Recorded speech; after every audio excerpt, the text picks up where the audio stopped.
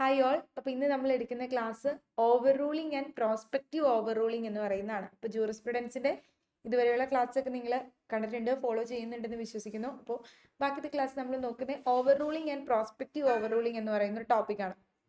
അപ്പോൾ എന്ത് ഈ ഓവർ റൂൾ ചെയ്യാന്ന് പറയുന്നത്? ഓവർ റൂൾ ചെയ്യാന്ന് പറയുന്നത് നമ്മളൊരു കോടതിയുടെ ഒരു ഡിസിഷൻ ഓവർ റൂൾ ചെയ്യുന്നു എന്ന് പറഞ്ഞാൽ ഒരു ഓവർടേൺ ചെയ്യുവാണ്. അതായത് പണ്ടത്തെ ഒരു പ്രയർ ജുഡീഷ്യൽ പ്രീസിഡന്റ് ഓവർടേൺ ചെയ്യുന്നതിനെയാണ് നമ്മൾ അതൊരു കോടതിയുടെ ഡിസിഷൻ വഴിയായിട്ട്, അപ്പൊ അതിനെയാണ് നമ്മൾ ഓവർ റൂളിംഗ് എന്ന് പറയുന്നത്. അതായത് നമ്മൾ എന്ത് ചെയ്യുക, പ്രീവിയസ് ആയിട്ട് ഉണ്ടായിരുന്ന റൂളിംഗ് ഇൻവാലിഡേറ്റ് ചെയ്യുവാണ്, എഫക്റ്റീവ്ലി ഇൻവാലിഡേറ്റ് ചെയ്യുകയാണ്. അതിനെയാണ് നമ്മൾ ഓവർ റൂൾ ചെയ്യുക എന്ന് പറഞ്ഞാൽ. ഇനി പ്രോസ്പെക്റ്റീവ് ഓവർ റൂളിംഗ് എന്ന് പറയുമ്പോൾ എന്തായിരിക്കും? പ്രോസ്പെക്റ്റീവ് ഓവർ റൂളിംഗ് എന്ന് പറയുന്ന ഒരു സ്പെസിഫിക് ടൈപ്പ് ഓഫ് എന്താ പറയുക ഓവർ റൂൾ ആണ്. അപ്പോൾ അതെന്ന് പറയുമ്പോൾ ഒരു പുതിയൊരു റൂളിംഗ് ആയിരിക്കും അവിടെ ഫ്യൂച്ചർ കേസസിലേക്ക് അപ്ലൈ ചെയ്യുന്നത്. അത് പക്ഷെ പഴയ കേസസിലേക്ക് അപ്ലൈ ചെയ്യില്ല. അതാണ് പ്രോസ്പെക്റ്റീവ്. ഇനിയുള്ളതിലേക്ക് ഫ്യൂച്ചർ കേസസിലേക്ക് എന്ത് ചെയ്യുക, ഈ പുതിയ റൂളിംഗ് അപ്ലൈ ചെയ്യുകയാണ്. പക്ഷേ പാസ്റ്റ് കേസസിലേക്ക് ഇത് അപ്ലൈ ചെയ്യില്ല. അപ്പോൾ ഒരു പുതിയൊരു സ്പെഷ്യൽ ടൈപ്പ് ഓഫ് അല്ലെങ്കിൽ ഒരു സ്പെസിഫിക് ടൈപ്പ് ഓഫ് റൂൾ ആയിരിക്കും, ഓവർ റൂൾ ആയിരിക്കും. പക്ഷേ അത് പുതിയ ആ ഒരു റൂളിംഗ് ഫ്യൂച്ചർ കേസസിലേക്ക് മാത്രമാണ് അപ്ലൈ ചെയ്യുന്നത്, പാസ്റ്റ് കേസസിലേക്ക് നമ്മൾ അപ്ലൈ ചെയ്യുന്നില്ല. അത് റിട്രോ ആക്റ്റീവ് ആയിട്ടുള്ള ആപ്ലിക്കേഷൻ പ്രിവെന്റ് ചെയ്യുന്നുണ്ട്. വിച്ച് മീൻസ് ഒരു പുതിയൊരു റൂളിംഗ് കൊണ്ടുവരുന്നു, ഒരു കേസിൽ ഒരു പ്രിൻസിപ്പിൾ ഒരു റൂളിംഗ് കൊണ്ടുവരുന്നു, അത് ഇനി വരുന്ന ഫ്യൂച്ചറിലെ കേസസിലേക്ക് അപ്ലൈ ചെയ്യുന്നു. പക്ഷെ നമ്മൾ പാസ്റ്റിലെ കേസസിലേക്ക് അത് അപ്ലൈ ചെയ്യുന്നില്ല. അതിന് റിട്രോ ആക്റ്റീവ് ആപ്ലിക്കേഷൻ, അതായത് റിട്രോ ആക്റ്റീവ് ആപ്ലിക്കേഷൻ എന്ന് പറഞ്ഞാൽ ബാക്കിലേക്ക് പോയിട്ട് നമ്മൾ അപ്ലൈ ചെയ്യില്ലേ. അപ്പോൾ ആ ഒരു ഇനിയുള്ള നേരത്തെ ഉണ്ടായിരുന്ന അപ്പോൾ ആ ഒരു റിട്രോ ആക്റ്റീവ് ആപ്ലിക്കേഷൻ ആ ന്യൂ ലോയുടെ പ്രിവെന്റ് ചെയ്യുകയാണ് ചെയ്യുന്നത്. അപ്പോൾ ഓവർ റൂളിംഗ് എന്ന് പറഞ്ഞാൽ ഓവർ റൂളിംഗ് എന്ന് പറയുമ്പോഴേക്കും റിട്രോ ആക്റ്റീവ് എന്ന് പറയുന്നത്, അതായത് ഒരു പുതിയൊരു റൂളിംഗ് അപ്ലൈ ചെയ്യുന്നത് ഒരു ബിഫോർ ദ ഓവർ റൂളിന് മുമ്പുള്ള ആ ഒരു കേസസിൽ മാത്രമാണ്. പ്രോസ്പെക്റ്റീവ് ആയിട്ടുള്ള ഓവർ റൂൾ എന്ന് പറയുമ്പോൾ എന്താ, അത് ഫ്യൂച്ചർ കേസസിലേക്ക് മാത്രമേ അപ്ലൈ ചെയ്യുള്ളൂ. ഇത്രയേ ഉള്ളൂ. ഓവർ റൂളിംഗ് എന്ന് പറയുന്നത് പാസ്റ്റ് കേസസിനെയും അഫക്റ്റ് ചെയ്യാം. അതായത് പണ്ടത്തെ കേസസിനെയും ഓവർ റൂൾ ചെയ്യുന്നു. അതായത് ഒരു ഡിസിഷൻ ഓവർ റൂൾ ചെയ്തു, ഒരു കോടതിയുടെ ഡിസിഷൻ ഓവർ റൂൾ ചെയ്യുക എന്ന് പറയുമ്പോഴേക്കും അത് പ്രയർ, അതായത് നേരത്തെ ഉണ്ടായിരുന്ന ജുഡീഷ്യൽ പ്രീസിഡന്റിനെ നമ്മൾ ഓവർടേൺ ചെയ്യുന്നതിനെയാണ്, അത് കോടതി ഓവർടേൺ ചെയ്യുന്നതിനെയാണ് പറയുന്നത്. അപ്പോൾ അത് പ്രീവിയസ് ആയിട്ട് നേരത്തെ വന്നിട്ടുണ്ടായിരുന്ന ഒരു കേസിലെ ഡിസിഷനെ ഇൻവാലിഡേറ്റ് ചെയ്യുന്നതിനെയാണ് ഓവർ റൂൾ ചെയ്യാന്ന് പറയുന്നത്. ഇനി പ്രോസ്പെക്റ്റീവ് ഓവർ റൂളിംഗ് എന്ന് പറഞ്ഞാൽ അതിന്റെ അർത്ഥം ഒരു specific type of over rule നമ്മൾ ഒരു ന്യൂ റൂളിംഗിൽ, ആ ന്യൂ റൂളിംഗ് ഫ്യൂച്ചർ കേസസിലേക്ക് മാത്രമേ അപ്ലൈ ചെയ്യുന്നുള്ളൂ, പാസ്റ്റ് വൺസിലേക്ക് അത് അപ്ലൈ ചെയ്യുന്നുണ്ടാവില്ല. അതായത് റിട്രോ ആക്റ്റീവ് ആയിട്ടുള്ള ആപ്ലിക്കേഷൻ അത് പ്രിവെന്റ് ചെയ്യുന്നു. പുതിയ ആ ഒരു ലോ വന്നതിന്റെ ഫ്യൂച്ചർ കേസസിലേക്ക് മാത്രമേ അത് അപ്ലൈ ചെയ്യുന്നുള്ളൂ. പക്ഷെ ഓവർ റൂളിംഗിൽ അങ്ങനെയല്ല. ഓവർ റൂളിംഗിൽ എന്ന് പറയുന്നത് അത് വേണമെങ്കിൽ പാസ്റ്റ് കേസസിനെയും അഫക്റ്റ് ചെയ്യാം എന്നുള്ളത് കേട്ടോ. ഇനി ഈ ഓവർ റൂളിംഗ് ചെയ്യുന്നത് എന്തിനു വേണ്ടിയിട്ടാ? എന്തെങ്കിലും ഇപ്പൊ നമ്മളൊരു ലീഗൽ ആയിട്ടുള്ള ഒരു ഇറേഴ്സ് സംഭവിച്ചു, അല്ലെങ്കിൽ എന്തെങ്കിലും ലോയിൽ ഉണ്ടാകുന്ന ഇൻകൺസിസ്റ്റൻസീസ്, ഇതൊക്കെ കറക്റ്റ് ചെയ്യാൻ വേണ്ടിയിട്ടാണ് എയിം ചെയ്ത് നമ്മൾ ഈ ഓവർ റൂളിംഗ് വരുന്നത്. പ്രോസ്പെക്റ്റീവ് ഓവർ റൂളിംഗോ, പ്രോസ്പെക്റ്റീവ് ഓവർ റൂളിംഗ് എന്ന് പറയുന്നത് ഇത്തരത്തിലുള്ള ഇഷ്യൂസ് അഡ്രസ് ചെയ്യാൻ വേണ്ടിയിട്ടാണ്. പക്ഷേ അത് പാസ്റ്റിലെ ലീഗൽ റിലേഷൻഷിപ്സ് അല്ലെങ്കിൽ പാസ്റ്റിലെ ആക്ഷൻസിനെ അത് ഡിസ്ക്രിപ്ഷൻ ചെയ്യുന്നത്, മിനിമൈസ് ചെയ്യുന്നുണ്ട്.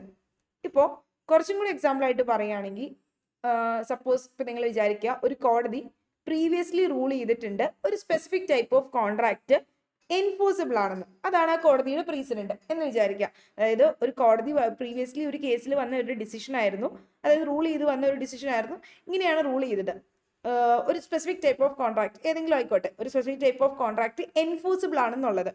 അതാണ് ആ കേസിൽ വന്ന പ്രീസിഡന്റ്. പക്ഷെ പിന്നീട് കോടതി ഡിഫറെൻ്റ് ആയിട്ടുള്ള ഒരു കേസ് വന്നപ്പോൾ, അതായത് വേറൊരു കേസ് വന്ന സമയത്ത് ഡിസൈഡ് ചെയ്തു ആ നേരത്തെ പറഞ്ഞ പ്രീസിഡന്റ് അല്ലോ, ഇപ്പൊ ഞാൻ പറഞ്ഞില്ലേ ഒരു specific type of contract enforce ചെയ്യാൻ പറ്റൂ എന്ന് പറഞ്ഞത് ഒരു കേസിൽ, അപ്പോൾ ആ പറഞ്ഞ ആ പ്രീസിഡന്റിനെ ഓവർ റൂൾ ചെയ്തുകൊണ്ടാണ് വേറൊരു കേസ് വന്നപ്പോൾ കോടതി ഡിസൈഡ് ചെയ്തത്. അപ്പൊ അതിൻ്റെ അകത്ത് പറഞ്ഞ എന്താന്ന് വെച്ചാൽ contract is not actually enforceable എന്നുള്ള രീതിയിൽ. അതായത് നമ്മൾ നേരത്തെ പറഞ്ഞു ആ കോൺട്രാക്ട് എൻഫോഴ്സിബിൾ ആണെന്നാണ് ഒരു കേസിൽ പറഞ്ഞ റൂളിംഗ് എങ്കിൽ, അതാണ് റൂളിംഗ്. ആ റൂളിങ്ങിനെ എന്ത് ചെയ്തു, ആ പ്രീസിഡന്റിനെ ഓവർ റൂൾ ചെയ്തുകൊണ്ടാണ് പറഞ്ഞത്. അപ്പോൾ അത് ആക്ച്വലി, അതായത് നേരത്തെ പറഞ്ഞ ആ ഒരു കോൺട്രാക്ട് ആക്ച്വലി അത് എൻഫോഴ്സിബിൾ അല്ല. ഇപ്പോൾ കോടതി മറ്റു കേസിൽ എൻഫോഴ്സിബിൾ ആണെന്ന് പറഞ്ഞെങ്കിൽ ഈ കേസിലേക്ക് വന്നപ്പോൾ പറഞ്ഞു നേരത്തെ പറഞ്ഞ കോൺട്രാക്ട് ശരിക്കും എൻഫോഴ്സിബിൾ അല്ല എന്ന് വിധി പറയുന്നു. അപ്പം അതിനെ നമ്മൾ പ്രോസ്പെക്റ്റീവ് ആയിട്ടുള്ള ഓവർ റൂളിംഗ് എന്ന് പറയുന്നു. കാരണം ആ പുതിയതായിട്ട് വന്ന ഓവർ റൂളിംഗ് അപ്ലൈ ചെയ്യുന്നത്, കോൺട്രാക്ട് എൻട്രി ചെയ്യുന്നത് ആ ഓവർ റൂൾ ചെയ്തതിന് ശേഷം വരുന്ന കോൺട്രാക്റ്റുകളിലേക്ക് മാത്രമേ അത് എൻട്രി ചെയ്യുള്ളൂ. അത് ഒരിക്കലും നമ്മൾ പാസ്റ്റിൽ കോടതി അങ്ങനെ ഒരു ഡിസിഷനിൽ പറഞ്ഞിട്ടുണ്ട് ആ കോൺട്രാക്ട് വാലിഡ് ആണ് അല്ലെങ്കിൽ എൻഫോഴ്സിബിൾ ആണ് എന്നും പറഞ്ഞ് ആ ഡിസിഷൻ എന്ത് ചെയ്യാൻ പറ്റില്ല, അതിനെ അഫക്റ്റ് ചെയ്യാനായിട്ട് അല്ലെങ്കിൽ അത് ഇൻവാലിഡേറ്റ് ചെയ്യാനായിട്ട് പറ്റില്ല. ആ കോടതിയുടെ ഡിസിഷൻ ഒരിക്കലും പണ്ട് കോടതി അത് വാലിഡ് ആണെന്ന് പറഞ്ഞ ആ ഒരു സമയത്ത് കൊണ്ടുവന്നിട്ടുണ്ടായിരുന്ന അല്ലെങ്കിൽ അന്ന് വാലിഡേറ്റ് ചെയ്തിട്ടുള്ള കോൺട്രാക്റ്റുകളെ ഒരിക്കലും ഇനിയിപ്പോൾ ഇൻവാലിഡേറ്റ് ചെയ്യാനായിട്ട് പറ്റില്ല. അത് ആ ഓൾഡ് റൂളിന്റെ അണ്ടറിൽ വാലിഡേറ്റ് ചെയ്തതിനെ ഇനി ഇൻവാലിഡേറ്റ് ചെയ്യാൻ പറ്റില്ല. പക്ഷെ പുതിയതായിട്ട് വന്നിട്ടുള്ള കോൺട്രാക്റ്റുകൾ വരുമ്പോൾ അത് വാലിഡേറ്റ് ചെയ്യാനായിട്ട് പറ്റില്ല. കാരണം എന്താ പറഞ്ഞു, ഈ കോൺട്രാക്ട് ആക്ച്വലി എൻഫോഴ്സിബിൾ അല്ല എന്ന് പറഞ്ഞല്ലോ പുതിയ ഓവർ റൂളിങ്. അപ്പൊ അത് പ്രോസ്പെക്റ്റീവ് ഓവർ റൂളിങ്. അപ്പൊ ഫ്യൂച്ചർ കേസസിലേക്ക് വരുമ്പോൾ ഇനി ഈ ഒരു പ്രിൻസിപ്പിൾ അനുസരിച്ച്, അതായത് പുതിയ ഓവർ റൂളിംഗ് അനുസരിച്ച്, പുതിയ കോടതിയുടെ ആ ഒരു പ്രീസിഡന്റ് അനുസരിച്ച് ഇനി അത്, അതായത് കോടതി പറഞ്ഞ പ്രീസിഡന്റ് അനുസരിച്ച് അത് പ്രോസ്പെക്റ്റീവ്ലി ഓവർ റൂൾ ചെയ്തു. നേരത്തെ പറഞ്ഞ പ്രീസിഡന്റിനെ പ്രോസ്പെക്റ്റീവ്ലി ഓവർ റൂൾ ചെയ്തു. സോ അതുകൊണ്ട് തന്നെ ഇനി അത് അനുസരിച്ച് എൻഫോഴ്സ് ചെയ്യാനായിട്ട് പറ്റില്ല. പക്ഷെ പണ്ടത്തെ ആ ഒരു പ്രീസിഡന്റ് അനുസരിച്ച് പാസ്റ്റിലെ കോൺട്രാക്റ്റുകൾ ഒരിക്കലും ഇൻവാലിഡേറ്റ് ചെയ്യാനായിട്ടും പറ്റില്ല. ഓൾഡ് റൂൾ അനുസരിച്ച് എൻ്റർ ചെയ്തിട്ടുണ്ടായിരുന്നതിനെ ഇൻവാലിഡേറ്റ് ചെയ്യാനും പറ്റില്ല. ഇതാണ് doctrine of prospective over ruling എന്ന് പറയുമ്പോഴേക്കും അത് അപ്ലൈ ചെയ്യുന്നത് എപ്പോഴാണോ ഒരു കോടതി ഓവർ റൂൾ ചെയ്യുന്നത് ഒരു ഓൾറെഡി വെൽ എസ്റ്റാബ്ലിഷ്ഡ് ആയിട്ടുള്ള ഒരു പ്രീസിഡന്റ്, അതിനെ കോടതി എന്ത് ചെയ്യുക, ഓവർ റൂൾ ചെയ്യുകയാണ് എങ്കിൽ, അത് ഒരു പുതിയ റൂളായിട്ട്, എന്നിട്ട് ഒരു പുതിയ റൂളായിട്ട് അവിടെ ഡിക്ലെയർ ചെയ്യുന്നുണ്ടെങ്കിൽ അത് ഫ്യൂച്ചർ കേസസിലേക്കുള്ള ആപ്ലിക്കേഷനിലേക്ക് മാത്രം, അല്ലെങ്കിൽ അങ്ങ് ഫ്യൂച്ചറിൽ വരുന്ന സിറ്റുവേഷനിലേക്ക് മാത്രമാണ് ഇത് ലിമിറ്റ് ചെയ്യുന്നത്. അത് എന്തിനു വേണ്ടി അങ്ങനെ ചെയ്യുന്നതെന്ന് വെച്ചാൽ എന്തെങ്കിലും ഒരു കൈൻഡ് ഓഫ് ഇൻജസ്റ്റിസ് അല്ലെങ്കിൽ എന്തെങ്കിലും ഒരു ഹാർഡ്ഷിപ്സ് മേ ബി ഇനിയിപ്പോൾ ഒരു അറൈസ് ചെയ്യുകയാണെങ്കിൽ അത് അവോയ്ഡ് ചെയ്യണം എന്നുള്ള ഉദ്ദേശത്തോട് കൂടിയിട്ട് മാത്രമാണ് ഇത് വരുന്നത്. ഇനി ഓവർ റൂളിംഗ് എന്താണ്? അപ്പൊ നമ്മൾ ഓവർ റൂളിംഗ് എന്താണെന്ന് എഴുതിയേക്ക് നമുക്കൊന്ന് വായിക്കാം. Overruling can be defined as an action of a superior court. ഒരു superior ആയിട്ടുള്ള കോടതിയുടെ ഡിസിഷൻ ആണ് overruling എന്ന് പറയുന്നത്. എങ്ങനെ? In which it set aside the decision of a lower court in some other case. So അപ്പോൾ നമ്മൾ it can be viewed as, എന്താ പറഞ്ഞിട്ടുള്ളത്, overruling can be defined as an action of superior court. Superior കോടതിയുടെ action ആണ്. എങ്ങനെ? അത് set aside ചെയ്യുന്നു lower കോടതിയുടെ ഒരു ഡിസിഷൻ. സം അതർ കേസിൽ ലോവർ കോർട്ട് പറഞ്ഞിട്ടുള്ള ഒരു ഡിസിഷനെ സെറ്റ് അസൈഡ് ചെയ്യുക, റദ്ദാക്കുകയാണ് ചെയ്യുന്നത്, അല്ലെങ്കിൽ അതിനെതിരായിട്ട് പറയുകയാണ് ചെയ്യുന്നത് സുപ്പീരിയർ കോർട്ട്. അപ്പോൾ ഓവർ റൂളിംഗ് ചെയ്യാൻ പറ്റുന്നത് നമ്മുടെ കോടതിയുടെ ഹയറാർക്കി അനുസരിച്ച്, കോർട്ടിന്റെ ഹയറാർക്കി അനുസരിച്ച് ഹയർ കോർട്സിനാണ് അതോറിറ്റി ഉള്ളത് എന്ത്, ലോവർ കോർട്ടിന്റെ ഡിസിഷൻസ് ഓവർ റൂൾ ചെയ്യാനായിട്ട്. അപ്പൊ ഹയർ കോർട്സിന് അതോറിറ്റി ഉണ്ട് ഓവർ റൂൾ ചെയ്യാനായിട്ട് ലോവർ കോർട്ടിന്റെ ഡിസിഷൻ നമ്മുടെ കോടതികളുടെ ഹയറാർക്കി അനുസരിച്ച്. സോ അങ്ങനെ അത് ചെയ്യുമ്പോൾ അതിനെയാണ് നമ്മൾ ഓവർ റൂൾ ചെയ്യാന്ന് പറയുന്നത്. It can be also viewed as a disapproval of a superior court. ഒരു സുപ്പീരിയർ ആയിട്ടുള്ള കോടതി ഡിസ്അപ്രൂവ് ചെയ്യുന്നു എന്ത്, with the decision of the lower court. Lower കോർട്ടിന്റെ ഡിസിഷനെ സുപ്പീരിയർ കോർട്ട് ഡിസ്അപ്രൂവ് ചെയ്യാണ്. പക്ഷെ ആ ഡിസപ്രൂവൽ, അങ്ങനെ സുപ്പീരിയർ കോർട്ട് ലോവർ കോർട്ടിന്റെ ഡിസിഷൻ ഡിസപ്രൂവ് ചെയ്തത് has no effects on the previously decide case. പക്ഷേ പണ്ട് ഈ ഒരു, അതായത് ഇപ്പോൾ ഒരു കോടതി, ഏതെങ്കിലും ഒരു ഹയർ കോടതി താഴെയുള്ള ഒരു കോടതി പറഞ്ഞതിന്റെ ഡിസിഷൻ ഓവർ റൂൾ ചെയ്തിട്ടുണ്ട്, അതിന്റെ അർത്ഥം അത് ഡിസപ്രൂവ് ചെയ്തിട്ടുണ്ട്. അപ്പൊ കോടതിയുടെ ഹയറാർക്കി അനുസരിച്ച് അങ്ങനെ ചെയ്യാൻ പറ്റുമല്ലോ. അപ്പൊ അങ്ങനെ ചെയ്തിട്ടുണ്ട് എങ്കിലും അതിന്റെ ബാക്കി ഇത്, അതായത് നേരത്തെ ആ പറഞ്ഞ കോടതി ലോവർ കോർട്ട് പറഞ്ഞ ഡിസിഷൻ അനുസരിച്ച് പല കേസുകൾ ഇതുപോലെ ഡിസൈഡ് ചെയ്തിട്ടുണ്ടാവും. പക്ഷെ ആ ഡിസൈഡ് ചെയ്തു എന്നും പറഞ്ഞുകൊണ്ട് ആ പണ്ട് പ്രീവിയസ്ലി ഡിസൈഡ് ചെയ്ത കേസസിൽ ഒരിക്കലും എന്ത് ചെയ്യില്ല, അതിനെ ഇൻവാലിഡേറ്റ് ചെയ്യാനോ അല്ലെങ്കിൽ അതിനെ ഒരിക്കലും എഫക്ട് ചെയ്യില്ല. or in short it does not have a retrospective effect. അതായത് ബാക്കിലേക്ക് പോയിട്ട് അപ്ലൈ ചെയ്യില്ല, അതിന് റെട്രോസ്പെക്റ്റീവ് എഫക്ട് ഇല്ല എന്ന് പറയുന്നത്. പക്ഷെ ഇത് എന്തിനാ അത് കൊണ്ടുവരുന്നത്? This is to ensure that the parties involve in the previous case. അതായത് വരുന്നത് എന്താണെന്ന് വെച്ചാൽ പ്രീവിയസ് കേസിൽ ഉണ്ടായിരുന്ന പാർട്ടീസിനെ അവിടെ അഫക്ട് ചെയ്യാൻ പാടില്ല. കാരണം ലോവർ കോർട്ട് വഴിയായിട്ട്, ആ ലോവർ കോർട്ട് പറഞ്ഞ ഡിസിഷൻ വഴിയായിട്ട് അവർക്ക് അവിടെ ഒരു എന്താ പറയുക ഒരു വിധി വന്നിട്ടുണ്ട് എങ്കിൽ അതിലെ പാർട്ടീസിനെ ഒരിക്കലും അഫക്ട് ചെയ്യുന്നില്ല. കാരണം അവർ ആ പ്രീവിയസ് കേസിൽ ഇൻവോൾവ് ചെയ്തിട്ടുള്ള പാർട്ടീസ് അവർ ആ ലോവർ കോടതി പറഞ്ഞ ഡിസിഷനെ നിർബന്ധമായിട്ട് ഫോളോ ചെയ്യേണ്ടതാണ്. They are bound by the decision delivered by the lower court in that case. അതായത് സ്റ്റെയർ ഡിസീസ് ഡോക്ടറിനെ അനുസരിച്ചുകൊണ്ട്, നമ്മുടെ കോടതികളുടെ ഹയറാർക്കി അനുസരിച്ചുകൊണ്ട് അവർ ആ പറയുന്ന ഡിസിഷൻ ഫോളോ ചെയ്യാനായിട്ട് ആരാണ് ബൗണ്ട് ആണ്. തീർച്ചയായിട്ടും അവരത് ഫോളോ ചെയ്യേണ്ടതാണ് അതിൽ ആ കേസിലെ പാർട്ടീസ്. പക്ഷേ a case which is first overruled can be reversed if an appeal again is lodged before the court against the decision. But that a first decision should be reversed ചെയ്യണം, പക്ഷേ and then overruled. So over ruling എന്താന്ന് ഓർത്ത് വെക്കുക. Over ruling എന്ന് പറയുന്നത് കോടതിയുടെ hierarchy അനുസരിച്ച് higher കോർട്സിനാണ് അതോറിറ്റി ഉള്ളത് ഓവർ റൂൾ ചെയ്യാനായിട്ട് ലോവർ കോർട്ടിന്റെ ഡിസിഷൻ. സോ ഓവർ റൂളിംഗ് വഴിയായിട്ട് പല കാര്യങ്ങളും, ഇപ്പൊ എന്താ പറയുക, നമ്മുടെ സൊസൈറ്റിയിൽ വാല്യൂസിനെ മേ ബി ചേഞ്ച് ചെയ്തേക്കാം, അതിൽ റിഫ്ലക്ട് ചെയ്യും. അതുപോലെ തന്നെ ലീഗൽ ആയിട്ടുള്ള മറ്റ് ഇന്റർപ്രിട്ടേഷൻസ് അല്ലെങ്കിൽ ഒരു പുതിയൊരു എവിഡൻസ് വരുമ്പോൾ ഒക്കെ ഓവർ റൂളിംഗ് ചെയ്യാറുണ്ട്. അതായത് ഓവർ റൂളിംഗ് നമ്മുടെ ജൂറിസ്പ്രുഡൻസിലെ ഓവർ റൂളിംഗ് എന്ന് പറഞ്ഞു കഴിഞ്ഞാൽ ഒരു പ്രോസസ് ആണ്. അതുവഴിയായിട്ട് ഈ ഒരു ഹയർ കോർട്ട് റിവേഴ്സ് ചെയ്യുക ചെയ്യുന്നത്, അല്ലെങ്കിൽ എന്താ പറയുക ഓവർടേൺ ചെയ്യുകയാണ് ചെയ്യുന്നത്. ആരുടെ ഡിസിഷൻ? ലോവർ കോർട്ട് പറയുന്ന ഡിസിഷൻ. ഇത് എപ്പോഴാണ് സംഭവിക്കുന്നതെന്ന് ചോദിച്ചാൽ ഒരു പുതിയൊരു എന്താ എവിഡൻസ് നമ്മൾ അവിടെ എമേർജ് ചെയ്യുന്ന സിറ്റുവേഷനിൽ, അല്ലെങ്കിൽ ഒരു ലീഗൽ പ്രീസിഡന്റ് ചേഞ്ച് ചെയ്യുന്ന സിറ്റുവേഷനിലായിരിക്കാം, അല്ലെങ്കിൽ ലോയിൽ എന്തെങ്കിലും ഇറർ സംഭവിക്കുമ്പോൾ, അല്ലെങ്കിൽ ഏതെങ്കിലും ഒരു പുതിയൊരു പ്രൊസീജിയർ ഐഡന്റിഫൈ ചെയ്ത് കഴിയുമ്പോൾ, ഇങ്ങനെയുള്ള സിറ്റുവേഷൻസിലൊക്കെയാണ് സംഭവിക്കുന്നത് ഓവർ റൂൾ ചെയ്യുന്നത്, ലോവർ കോർട്ടിന്റെ ഡിസിഷനെ ഓവർടേൺ ചെയ്യുന്നത് അല്ലെങ്കിൽ റിവേഴ്സ് ചെയ്യുന്ന സിറ്റുവേഷൻ വരുന്നത്. സോ ഇതുവഴിയായിട്ട് ഒരു ലീഗൽ സിസ്റ്റത്തിൽ ആ ഒരു പാസ്റ്റിലെ ഡിസിഷൻസിനെ കറക്റ്റ് ചെയ്യാനായിട്ട്, അല്ലെങ്കിൽ അത് നമ്മളിപ്പോൾ നിലവിലുള്ള നമ്മുടെ നിയമങ്ങൾ അനുസരിച്ച്, അല്ലെങ്കിൽ നമ്മുടെ ഇപ്പോഴത്തെ സൊസൈറ്റൽ വാല്യൂസ് അനുസരിച്ച് പണ്ടത്തെ ഒരു ഡിസിഷൻ അത് ഇപ്പം അനുസരിച്ച് നിലവിൽ നിൽക്കുന്നില്ല. ഇപ്പം നമ്മുടെ അഡൽട്ടറി വയ്ക്കുകയാണെങ്കിലും പണ്ട് അത് അഡൽട്ടറി ഫോളോ ചെയ്തിട്ടുണ്ടായിരുന്നു, ബട്ട് ഇപ്പം നമുക്കത് നോക്കുമ്പോഴേക്കും അതൊരു വാലിഡ് നിയമമായിട്ട് കണക്കാക്കുന്നില്ല. ഇപ്പം തലാഖാണെങ്കിലും ട്രിപ്പിൾ തലാഖാണെങ്കിലും ഒക്കെ ഇപ്പം നമ്മളതെടുത്ത് ഇല്ല, അൺകോൺസ്റ്റിറ്റ്യൂഷണൽ ആയി കളഞ്ഞു. അപ്പം അങ്ങനെ പലതാണെങ്കിലും ഓവർ റൂൾ ചെയ്യുന്നു. പണ്ടത്തെ ഡിസിഷൻ അന്നത് വാലിഡ് ആണെന്ന് പറഞ്ഞ കേസുകളുണ്ട്. പക്ഷെ എന്നാലും ഇപ്പോഴത്തെ നമ്മുടെ സൊസൈറ്റൽ വാല്യൂസ് അല്ലെങ്കിൽ നമ്മുടെ കറന്റ് ആയിട്ടുള്ള മറ്റു നിയമങ്ങൾ ലോസ് അനുസരിച്ചുകൊണ്ട് അത് അലൈൻ ചെയ്യുന്നില്ല, അതിനൊത്ത് അലൈൻ ചെയ്ത് പോകുന്നില്ല എങ്കിൽ അങ്ങനെ പോവാത്ത ഈ ഒരു പാസ്റ്റിലെ ഡിസിഷൻസിനെ കറക്റ്റ് ചെയ്യാൻ വേണ്ടിയിട്ട് ആ ലീഗൽ സിസ്റ്റത്തിൽ ആ ഒരു കറക്റ്റ്നെസ് കൊണ്ടുവരാൻ വേണ്ടി അത് എൻഷുർ ചെയ്യാൻ വേണ്ടിയിട്ടാണ് ഈ ഓവർ റൂളിംഗ് അതാണ് എൻഷുർ ചെയ്യുന്നത് actually. So understanding the concept of over ruling with the help of an example. ഒരു എക്സാമ്പിളിന്റെ അടിസ്ഥാനത്തിൽ നമുക്ക് നോക്കാം. ഞാൻ പറഞ്ഞ പോലെ തന്നെ നമ്മൾ അഡൽട്ടറിയുടെ എക്സാമ്പിൾ തന്നെയാണ് കേട്ടോ കൊടുത്തിട്ടുള്ളത്. ഇത് നോക്കിയേ, the best example of explaining overruling is the decriminalization of section 497 IPC. IPC 497 section എന്താണെന്ന് എല്ലാവർക്കും അറിയാം. എന്തായിരുന്നു? അഡൽട്ടറി ആയിരുന്നു. എന്തായിരുന്നു അഡൽട്ടറി എന്ന് പറയുന്നത്? അഡൽട്ടറി നമുക്ക് ഓൾറെഡി അറിയാവുന്നതാണ്. അഡൽട്ടറി എന്ന് പറഞ്ഞു കഴിഞ്ഞാൽ അതായത് സെക്ഷൻ 497 അനുസരിച്ച് പറയുന്നത് എന്തായിരുന്നു? ഒരു ക്രിമിനൽ ഒഫൻസ് ആയിട്ടാണ് അഡൽട്ടറി കണക്കാക്കുന്നത്. പക്ഷെ പിന്നീട് 2018 അതായത് 2018 Joseph Shine versus union of India എന്ന് പറയുന്ന കേസിൽ സുപ്രീം കോടതി എന്ത് ചെയ്തു? സ്ട്രക്ക് ഡൗൺ ചെയ്തു ഈ ഒരു സെക്ഷൻ, എന്നിട്ട് ഡീക്രിമിനലൈസ് ചെയ്തു. അഡൽട്ടറി ഒരു കുറ്റമല്ലാതാക്കിയത് ഡീക്രിമിനലൈസ് ചെയ്തിട്ടുണ്ടായിരുന്നു. കോടതി അത് അൺകോൺസ്റ്റിറ്റ്യൂഷണൽ ആണ്. നമ്മുടെ കോൺസ്റ്റിറ്റ്യൂഷന്റെ fundamental rights article 14 right to equality, അതുപോലെ തന്നെ മറ്റ് ഫണ്ടമെന്റൽ റൈറ്റ്സിന്, റൈറ്റ് ടു ലൈഫിനെയൊക്കെ വയലേറ്റ് ചെയ്യുന്നതാണെന്നാണ് പറഞ്ഞത്. അതായത് റൈറ്റ് ടു ഇക്വാലിറ്റി, അതുപോലെ തന്നെ right to privacy, right to പ്രൈവസിനെയൊക്കെ വയലേറ്റ് ചെയ്യുന്നതാണ്. അത് അങ്ങനെ പറഞ്ഞിട്ടുണ്ടായിരുന്ന ഒരു ലാൻഡ്മാർക്ക് ആയിട്ടുള്ള ഒരു ജഡ്ജ്മെന്റ് ആയിരുന്നു. നമ്മുടെ ഇന്ത്യൻ ലീഗൽ സിസ്റ്റത്തിലെ ഒരു ലാൻഡ്മാർക്ക് ജഡ്ജ്മെന്റ് തന്നെയായിരുന്നു. ഇൻഡിവിജ്വൽ ഓട്ടോണോമി അല്ലെങ്കിൽ ഈ ഒരു പ്രൈവസിയെ സംബന്ധിച്ചുള്ള ഒരു മേജർ ജഡ്ജ്മെന്റ് തന്നെയായിരുന്നു. സോ ഇതിന്റെ അണ്ടറിൽ അഡൽട്ടറി ഡീക്രിമിനലൈസ് ചെയ്തിട്ടുണ്ട്. Earlier a man was labelled as A സെഡ്യൂസർ and was held criminally liable for having an affair with a woman who is already married, but it protected a woman from being prosecuted. Okay, നമുക്കറിയാം അഡൽട്ടറിയുടെ അണ്ടറിൽ എന്തായിരുന്നു? വുമണിനെ ഒരിക്കലും ഒരു അബറ്റർ ആയിട്ട് പോലും punish ചെയ്യില്ല.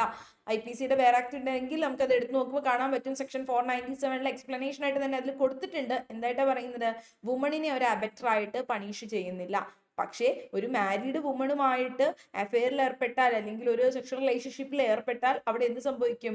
മാനെ സെഡ്യൂസർ ആയിട്ട് അല്ലെങ്കിൽ പ്രേരിപ്പിച്ച വ്യക്തിയായിട്ട് കണക്കാക്കി മാനെ ക്രിമിനലി ലയബിൾ ആവുന്നുണ്ട്. ആരാണോ ആ ഒരു ഇതിൽ റിലേഷൻഷിപ്പിൽ ഏർപ്പെടുന്ന ആ ഒരു ഇനി അത് മാൻ ആളെ അവിടെ ക്രിമിനൽ ലയബിൾ ആക്കുന്നുണ്ട്.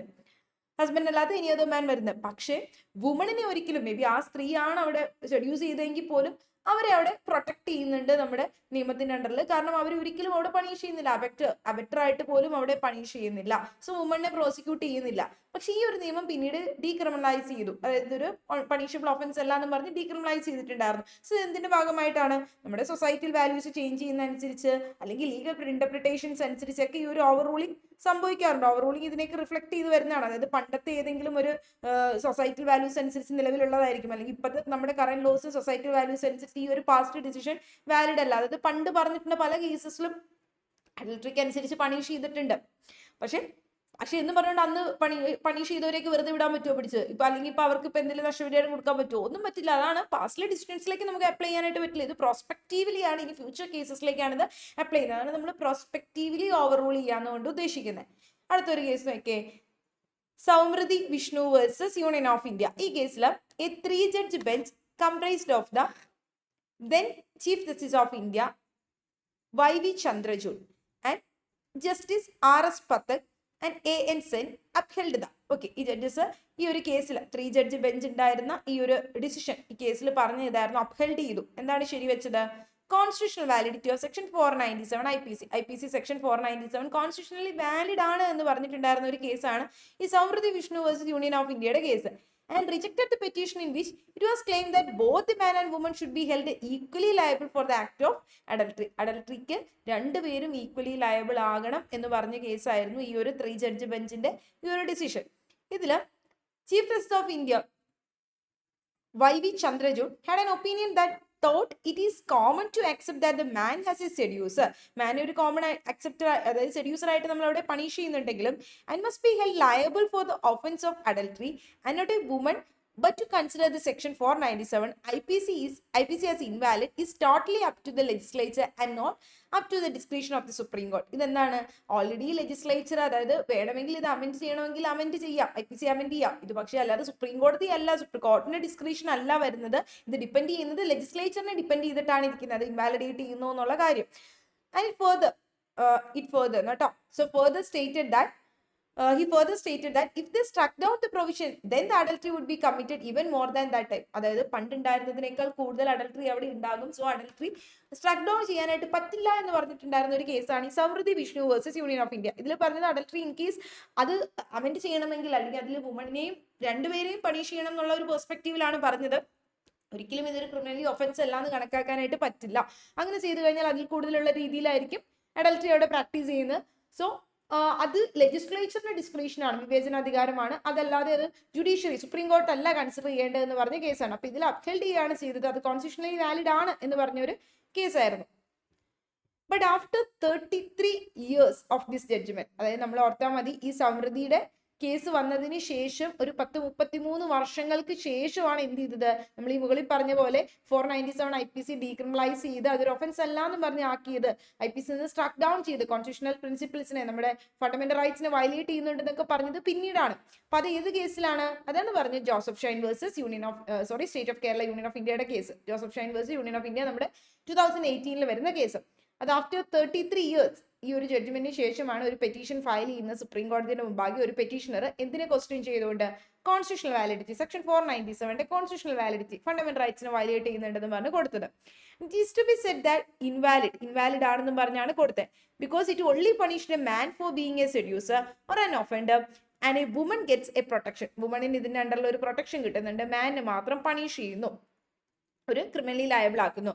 Also both of them should be treated as offenders because they both consented over a sexual act. May be രണ്ടുപേരും കൂടി കൺസെന്റ് ചെയ്തിട്ടായിരിക്കാം അവരൊരു ഇന്റർകോഴ്സിൽ ഏർപ്പെട്ടത് എങ്കിൽ പോലും ഒരു മാരിഡ് വുമൺ ആയതുകൊണ്ട് അവർക്ക് ആ ഒരു പ്രൊട്ടക്ഷൻ കിട്ടുന്നു, അല്ലെങ്കിൽ ആ ഒരു അതായത് മാൻ ആരോ വരുന്നത് അവർക്ക് ആ ഒരു ക്രിമിനലി ലയബിലിറ്റി വരുന്നു. അപ്പൊ ഇതുകൊണ്ട് തന്നെ അത് ഫണ്ടമെന്റൽ റൈറ്റ്സിന്റെ വയലേഷൻ ആണ്, ഡിസ്ക്രിമിനേഷൻ ആണ് എന്ന് പറഞ്ഞ കേസായിരുന്നു. എന്നിട്ട് ഇത് സ്ട്രക്ക് ഡൗൺ ചെയ്തതാണ്. ഈ കേസിലാണ് ചലഞ്ച് ചെയ്ത്. ഏത് കേസില്? Joseph Shine versus state of Kerala.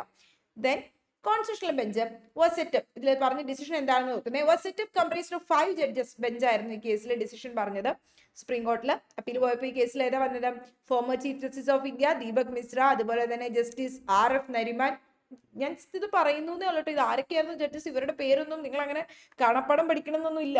ഇതൊക്കെ നമ്മൾ ആ ഒരു ഐഡിയ കിട്ടാൻ വേണ്ടിയിട്ട് പറഞ്ഞു പോകുന്നേ ഉള്ളൂ. ഇങ്ങനെയൊന്നും പറഞ്ഞിട്ട് ഏത് ജഡ്ജായിരുന്നു എന്നൊന്നും തന്ന ഓപ്ഷനിൽ ഇട്ടിട്ട് ഒന്നും ചോദിക്കൊന്നുമില്ല. നിങ്ങളെ കോൺസെപ്റ്റ് ഫെമിലിയർ ആയി പോവുക, അത്രേ ഉള്ളൂ.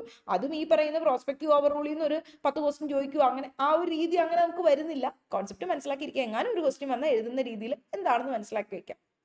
സോ ഇപ്പൊ ക്ലാസ് കേട്ടു പോവുക എന്ന് മാത്രമേ ഉള്ളൂ. ഇതിങ്ങനെ ഓരോന്നും ഇരുന്ന് മനപ്പാടമാക്കി പഠിക്കണമെന്ന് നിർബന്ധമില്ല. സോ ഇന്ദു മൽഹോത്രയും ജസ്റ്റിസ് RF ഈ കേസ് നല്ല ഫെമിലിയർ ആയിരിക്കും, കാരണം ഒരുപാട് നമുക്ക് ഫെമിലിയർ ആയിട്ടുള്ള ഒരു കേസ് തന്നെയാണ്. RF നരിമാൻ, AM, അതുപോലെ തന്നെ കൻവിൽക്കർ, അതുപോലെ തന്നെ DY ചന്ദ്രചൂഡ്, ഇന്ദു മൽഹോത്ര ഒക്കെ ഉണ്ടായിരുന്ന ഒരു ബെഞ്ചായിരുന്നു. 497 IPC was more discriminatory towards the woman as it portrays a woman as a chattel of her husband. കേസിൽ ഇവരിങ്ങനെയായിരുന്നു കൺസിഡർ ചെയ്തത്. And the bench held the provision to be unconstitutional ആണെന്ന് പറയുകയും ചെയ്തു. And the petition was allowed but the adultery was decide to be gender neutral ground for filing a divorce. പക്ഷെ എന്ത് ചെയ്തു, അപ്പോഴും അഡൽട്ടറി എന്ന് പറയുന്ന പ്രൊവിഷൻ അവിടെ ഉണ്ട്. ഒരു പണിഷബിൾ ഒഫൻസ് അല്ല എന്ന് മാത്രമേ ഉള്ളൂ. അതെന്താണ്, ഒരു ഡിവോഴ്സിന്റെ ഒരു ഗ്രൗണ്ട് ആണെന്നുള്ള രീതിയിൽ അപ്പോഴും അവിടെ നിലനിർത്തി. അതൊരു ജെൻഡർ ന്യൂട്രൽ പ്രൊവിഷൻ ആണ്. എന്ത്, സ്ത്രീക്കാണെങ്കിലും പുരുഷനാണെങ്കിലും ഡിവോഴ്സ് ചെയ്യാനായിട്ടുള്ള ഒരു ഗ്രൗണ്ട് ആയിട്ട് ഇപ്പോഴും അഡൽട്ടറി ഉണ്ട് നമുക്ക്. അപ്പൊ അങ്ങനെ ജസ്റ്റിസ് DY ചന്ദ്രചൂഡ് പറഞ്ഞു, ഈ ഒരു ഒപ്പീനിയന് ഡിസെൻഡ് ചെയ്തിട്ടുള്ള ഒരു വ്യക്തിയായിരുന്നു, ഏർലി ഡിസിഷൻ ഡിസെൻഡ് ചെയ്തിട്ടുള്ള ഒരു വ്യക്തിയായിരുന്നു DY ചന്ദ്രചൂഡ്. അതായത് നേരത്തെ ആളുടെ of his father former YB ചന്ദ്രചൂഡിന്റെ ഡിസിഷനെ നേരത്തെ ആ കേസിൽ നമ്മൾ പറഞ്ഞില്ലേ, ഏത് കേസായിരുന്നു? സൗമൃതി വിഷ്ണുയുടെ കേസിൽ. അപ്പൊ ആ പറഞ്ഞ ഡിസിഷൻസിനെ ഡിസെൻഡ് ചെയ്തിട്ടായിരുന്നു ഈ ഒരു DY ചന്ദ്രചൂഡ് പറഞ്ഞിട്ടുണ്ടായിരുന്നു. സൗമൃതിയുടെ കേസിൽ ഫോമർ ഫാദർ ഈ പറഞ്ഞ chief justice of India YB Chandrachud പറഞ്ഞ ഡിസിഷനെ ഡിസെൻഡ് ചെയ്തിട്ടായിരുന്നു DY ചന്ദ്രചൂഡ് ഈ കേസിൽ പറഞ്ഞിട്ടുണ്ടായി. And observe that they need to make the decisions relevant according to the present day needs of the society. ഈ കേസിൽ എന്താ പറഞ്ഞ DY ചന്ദ്രചൂഡ്, ഇത് കോൺസ്റ്റിറ്റ്യൂഷണലി വാലിഡ് അല്ല, അൺകോൺസ്റ്റിറ്റ്യൂഷണൽ ആണ് എന്ന് സൗമൃതിയുടെ കേസിൽ പറഞ്ഞതിനെ നേരെ തിരിച്ചാണ് അതിൽ പറഞ്ഞത്. എന്നിട്ട് പറഞ്ഞു ഇപ്പോഴത്തെ പ്രസന്റ് നീഡ്സ് അനുസരിച്ച് അല്ലെങ്കിൽ സൊസൈറ്റിയിൽ ഇപ്പോഴത്തെ വാല്യൂസ് അനുസരിച്ച് നമ്മൾ ഡിസിഷൻസ് ചേഞ്ച് ചെയ്യേണ്ടതായിട്ടുണ്ട് എന്നുള്ള രീതിയിൽ തന്നെയാണ് പറഞ്ഞത്. സോ ഇപ്പോൾ ഈ ഒരു കേസ് പറയുമ്പോൾ നമുക്ക് മനസ്സിലാവും എന്താണ് ഓവർ റൂളിംഗ് എന്നുള്ളത്. അപ്പോൾ ഓവർ റൂളിംഗ് എന്ന് പറയുന്നത് എക്സ്പ്രസ് ആയിട്ടും പറയാം ആൻഡ് ഓൾസോ അത് ഇംപ്ലൈഡ് ആയിട്ടുള്ള രീതിയിൽ ത്രൂ ആക്ഷൻസ് ത്രൂ മനസ്സിലാക്കാൻ പറ്റുന്നതാണ്. അപ്പോൾ ഓവർ റൂളിംഗ് എന്ന് പറയുന്നത് അത് എഫക്ട് ചെയ്യുന്നത് ഫ്യൂച്ചറിലാകുമ്പോൾ അതിനെ നമ്മൾ എന്ത് പറയും, ഫ്യൂച്ചറിലേക്കാണ് ഇനിയുള്ള ഫ്യൂച്ചർ കേസസിലേക്ക് എഫക്ട് ചെയ്യുമ്പോൾ അതിനെയാണ് നമ്മൾ പ്രോസ്പെക്റ്റീവ് ഓവർ റൂളിംഗ് എന്ന് പറയുന്നത്. സോ ഇപ്പോൾ പ്രോസ്പെക്റ്റീവ് ഓവർ റൂളിംഗ് എന്ന് പറയുന്നത് to those judgments which are overruled by the superior court and which only have a prospective or futuristic effect on the decisions which will be delivered by any court after that particular judgment, and that overruled the judgment will not affect the retrospective decisions or decisions which were delivered before the overruled judgment. ഈ ഒരു doctrine evolve ചെയ്തു വന്നത് supreme court of അമേരിക്കയുടെ ഈ ഒരു judgement നിന്നാണ്. ഏത് കേസില്? പീപ്പിൾ വേഴ്സസ് ഗ്രേവ്സ് എന്ന് പറയുന്ന ഈ ഒരു കേസിൽ അമേരിക്കൻ സുപ്രീം കോർട്ട്, അതായത് അമേരിക്കൻ സുപ്രീം കോർട്ട് ഓഫ് അമേരിക്കയുടെ ഈ ഒരു ഡിസിഷനിൽ നിന്നാണ്, പീപ്പിൾ വേഴ്സസ് ഗ്രേവ്സ് എന്ന് പറയുന്ന ഡിസിഷനിൽ നിന്ന് പറഞ്ഞിട്ടുള്ള ആ ഒരു കോട്ടിങ്സ് ആണ് കേട്ടോ ഈ ഒരു പ്രോസ്പെക്റ്റീവ് ഓവർ റൂളിങ്ങിനെ പറ്റി നമ്മൾ പറയുന്നത്. അതായത് പ്രോസ്പെക്റ്റീവ് ഓവർ റൂളിംഗ് എന്ന് പറയുമ്പോൾ ഇത്രയേ ഉള്ളൂ, ജഡ്ജ്മെന്റ്സ് സുപ്പീരിയർ കോടതി സുപ്പീരിയർ കോടതി എന്ത് ചെയ്യുന്നു, ഓവർ റൂൾ ചെയ്യുന്നു ഡിസിഷൻസ്. ജഡ്ജ്മെന്റ്സിൽ പറഞ്ഞിട്ടുണ്ടായിരുന്ന ആ ഒരു ഡിസിഷൻസിനെ പ്രോസ്പെക്റ്റീവ്ലി ഓവർ റൂൾ ചെയ്യുക എന്ന് പറയുമ്പോൾ അതിന്റെ അർത്ഥം പ്രോസ്പെക്റ്റീവ് അല്ലെങ്കിൽ ഫ്യൂച്ചറിസ്റ്റിക് ആയിട്ടുള്ള എഫക്റ്റിൽ മാത്രമേ ഡിസിഷൻസ് ഓവർ റൂൾ ചെയ്യുന്നുള്ളൂ. ഏതെങ്കിലും ഒരു കോടതി ഡെലിവർ ചെയ്ത ഡിസിഷൻസിനെ ഫ്യൂച്ചറിസ്റ്റിക് ആയിട്ടുള്ള എഫക്റ്റിൽ, അതിന്റെ അർത്ഥം ഫ്യൂച്ചറിലേക്ക് മാത്രമേ ഇനി അത് അപ്ലൈ ചെയ്യുന്നുള്ളൂ. ഇപ്പൊ ഈ എതിരായിട്ട് വന്ന ആ ഒരു വിധി, നേരത്തെ ഉണ്ടായിരുന്ന വിധിനെ, അപ്പൊ ആ ഒരു പെർട്ടിക്കുലർ എഫക്ട് ജഡ്ജ്മെന്റിൽ വന്നിട്ടുണ്ടായിരുന്ന ഡിസിഷൻ എന്തായിരുന്നു കോടതി പറഞ്ഞത്, അത് ഫ്യൂച്ചറിസ്റ്റിക് എഫക്റ്റിൽ അല്ലെങ്കിൽ പ്രോസ്പെക്റ്റീവ് എഫക്റ്റിലേക്ക് മാത്രമേ അത് അപ്ലൈ ചെയ്യുന്നുള്ളൂ, ഫ്യൂച്ചർ ഡിസിഷൻസിലേക്ക് മാത്രം. അതല്ലാതെ റിട്രോസ്പെക്റ്റീവ് ബാക്കിലേക്ക് പോയിട്ട് പഴയ കേസസിലേക്ക് അത് അപ്ലൈ ചെയ്യുന്നില്ല. ഇത് പറഞ്ഞത് ഈ ഒരു കേസിന്റെ അടിസ്ഥാനത്തിലാണ് ആദ്യമായിട്ട് ഇത് വന്നത്. ഈ ഡോക്ടറിന് ഇവോൾവ് ചെയ്ത് പീപ്പിൾ വേഴ്സസ് ഗ്രേവ്സ്. ഈ കേസിന്റെ ഫാക്ട് എന്താണെന്നും കൂടി നമുക്ക് നോക്കാം. ഇതിൽ US Supreme Court in the 1928 decided that a state holds no right to tax the income from copyright royalties, but this decision was overruled in 1932. Yes, 1928 US Supreme Court ഒരു decision ആയിരുന്നു, സ്റ്റേറ്റിനെ hold ചെയ്യാൻ പറ്റില്ല, എന്ത്, state holds no right to tax ചെയ്യാനായിട്ടുള്ള right ഇല്ല, the income from copyright royalties, copyright റോയൽറ്റീസിൽ നിന്നും ഇൻകം ടാക്സ് ചെയ്യാനായിട്ടുള്ള റൈറ്റ് സ്റ്റേറ്റിന് ഇല്ല എന്നുള്ള കാര്യമാണ് US Supreme Court 1928 പറഞ്ഞത്. ബട്ട് ഈ ഒരു കാര്യം അല്ലെങ്കിൽ ഇങ്ങനെ ഒരു ഇല്ല എന്ന് പറയുന്ന ഈ ഒരു പവറിനെ എഗെയിൻ ആ ഡിസിഷനെ ഓവർ ചെയ്തു 1932. അതായത് കുറച്ച് വർഷങ്ങൾക്ക് ശേഷം അത് ഓവർ ചെയ്തു. ഏർലി ഡിസിഷൻ ഇറോണിമസ് ആണെന്നും പറഞ്ഞു. നേരത്തെ പറഞ്ഞ ഡിസിഷൻ ആ കോടതിയിൽ ഇറോണിമസ് ആണെന്ന് പറഞ്ഞ് പുതിയൊരു ഡിസിഷൻ അതിനെ ഓവർ ചെയ്ത് അതിനെതിരായിട്ടാണ് വന്നത്.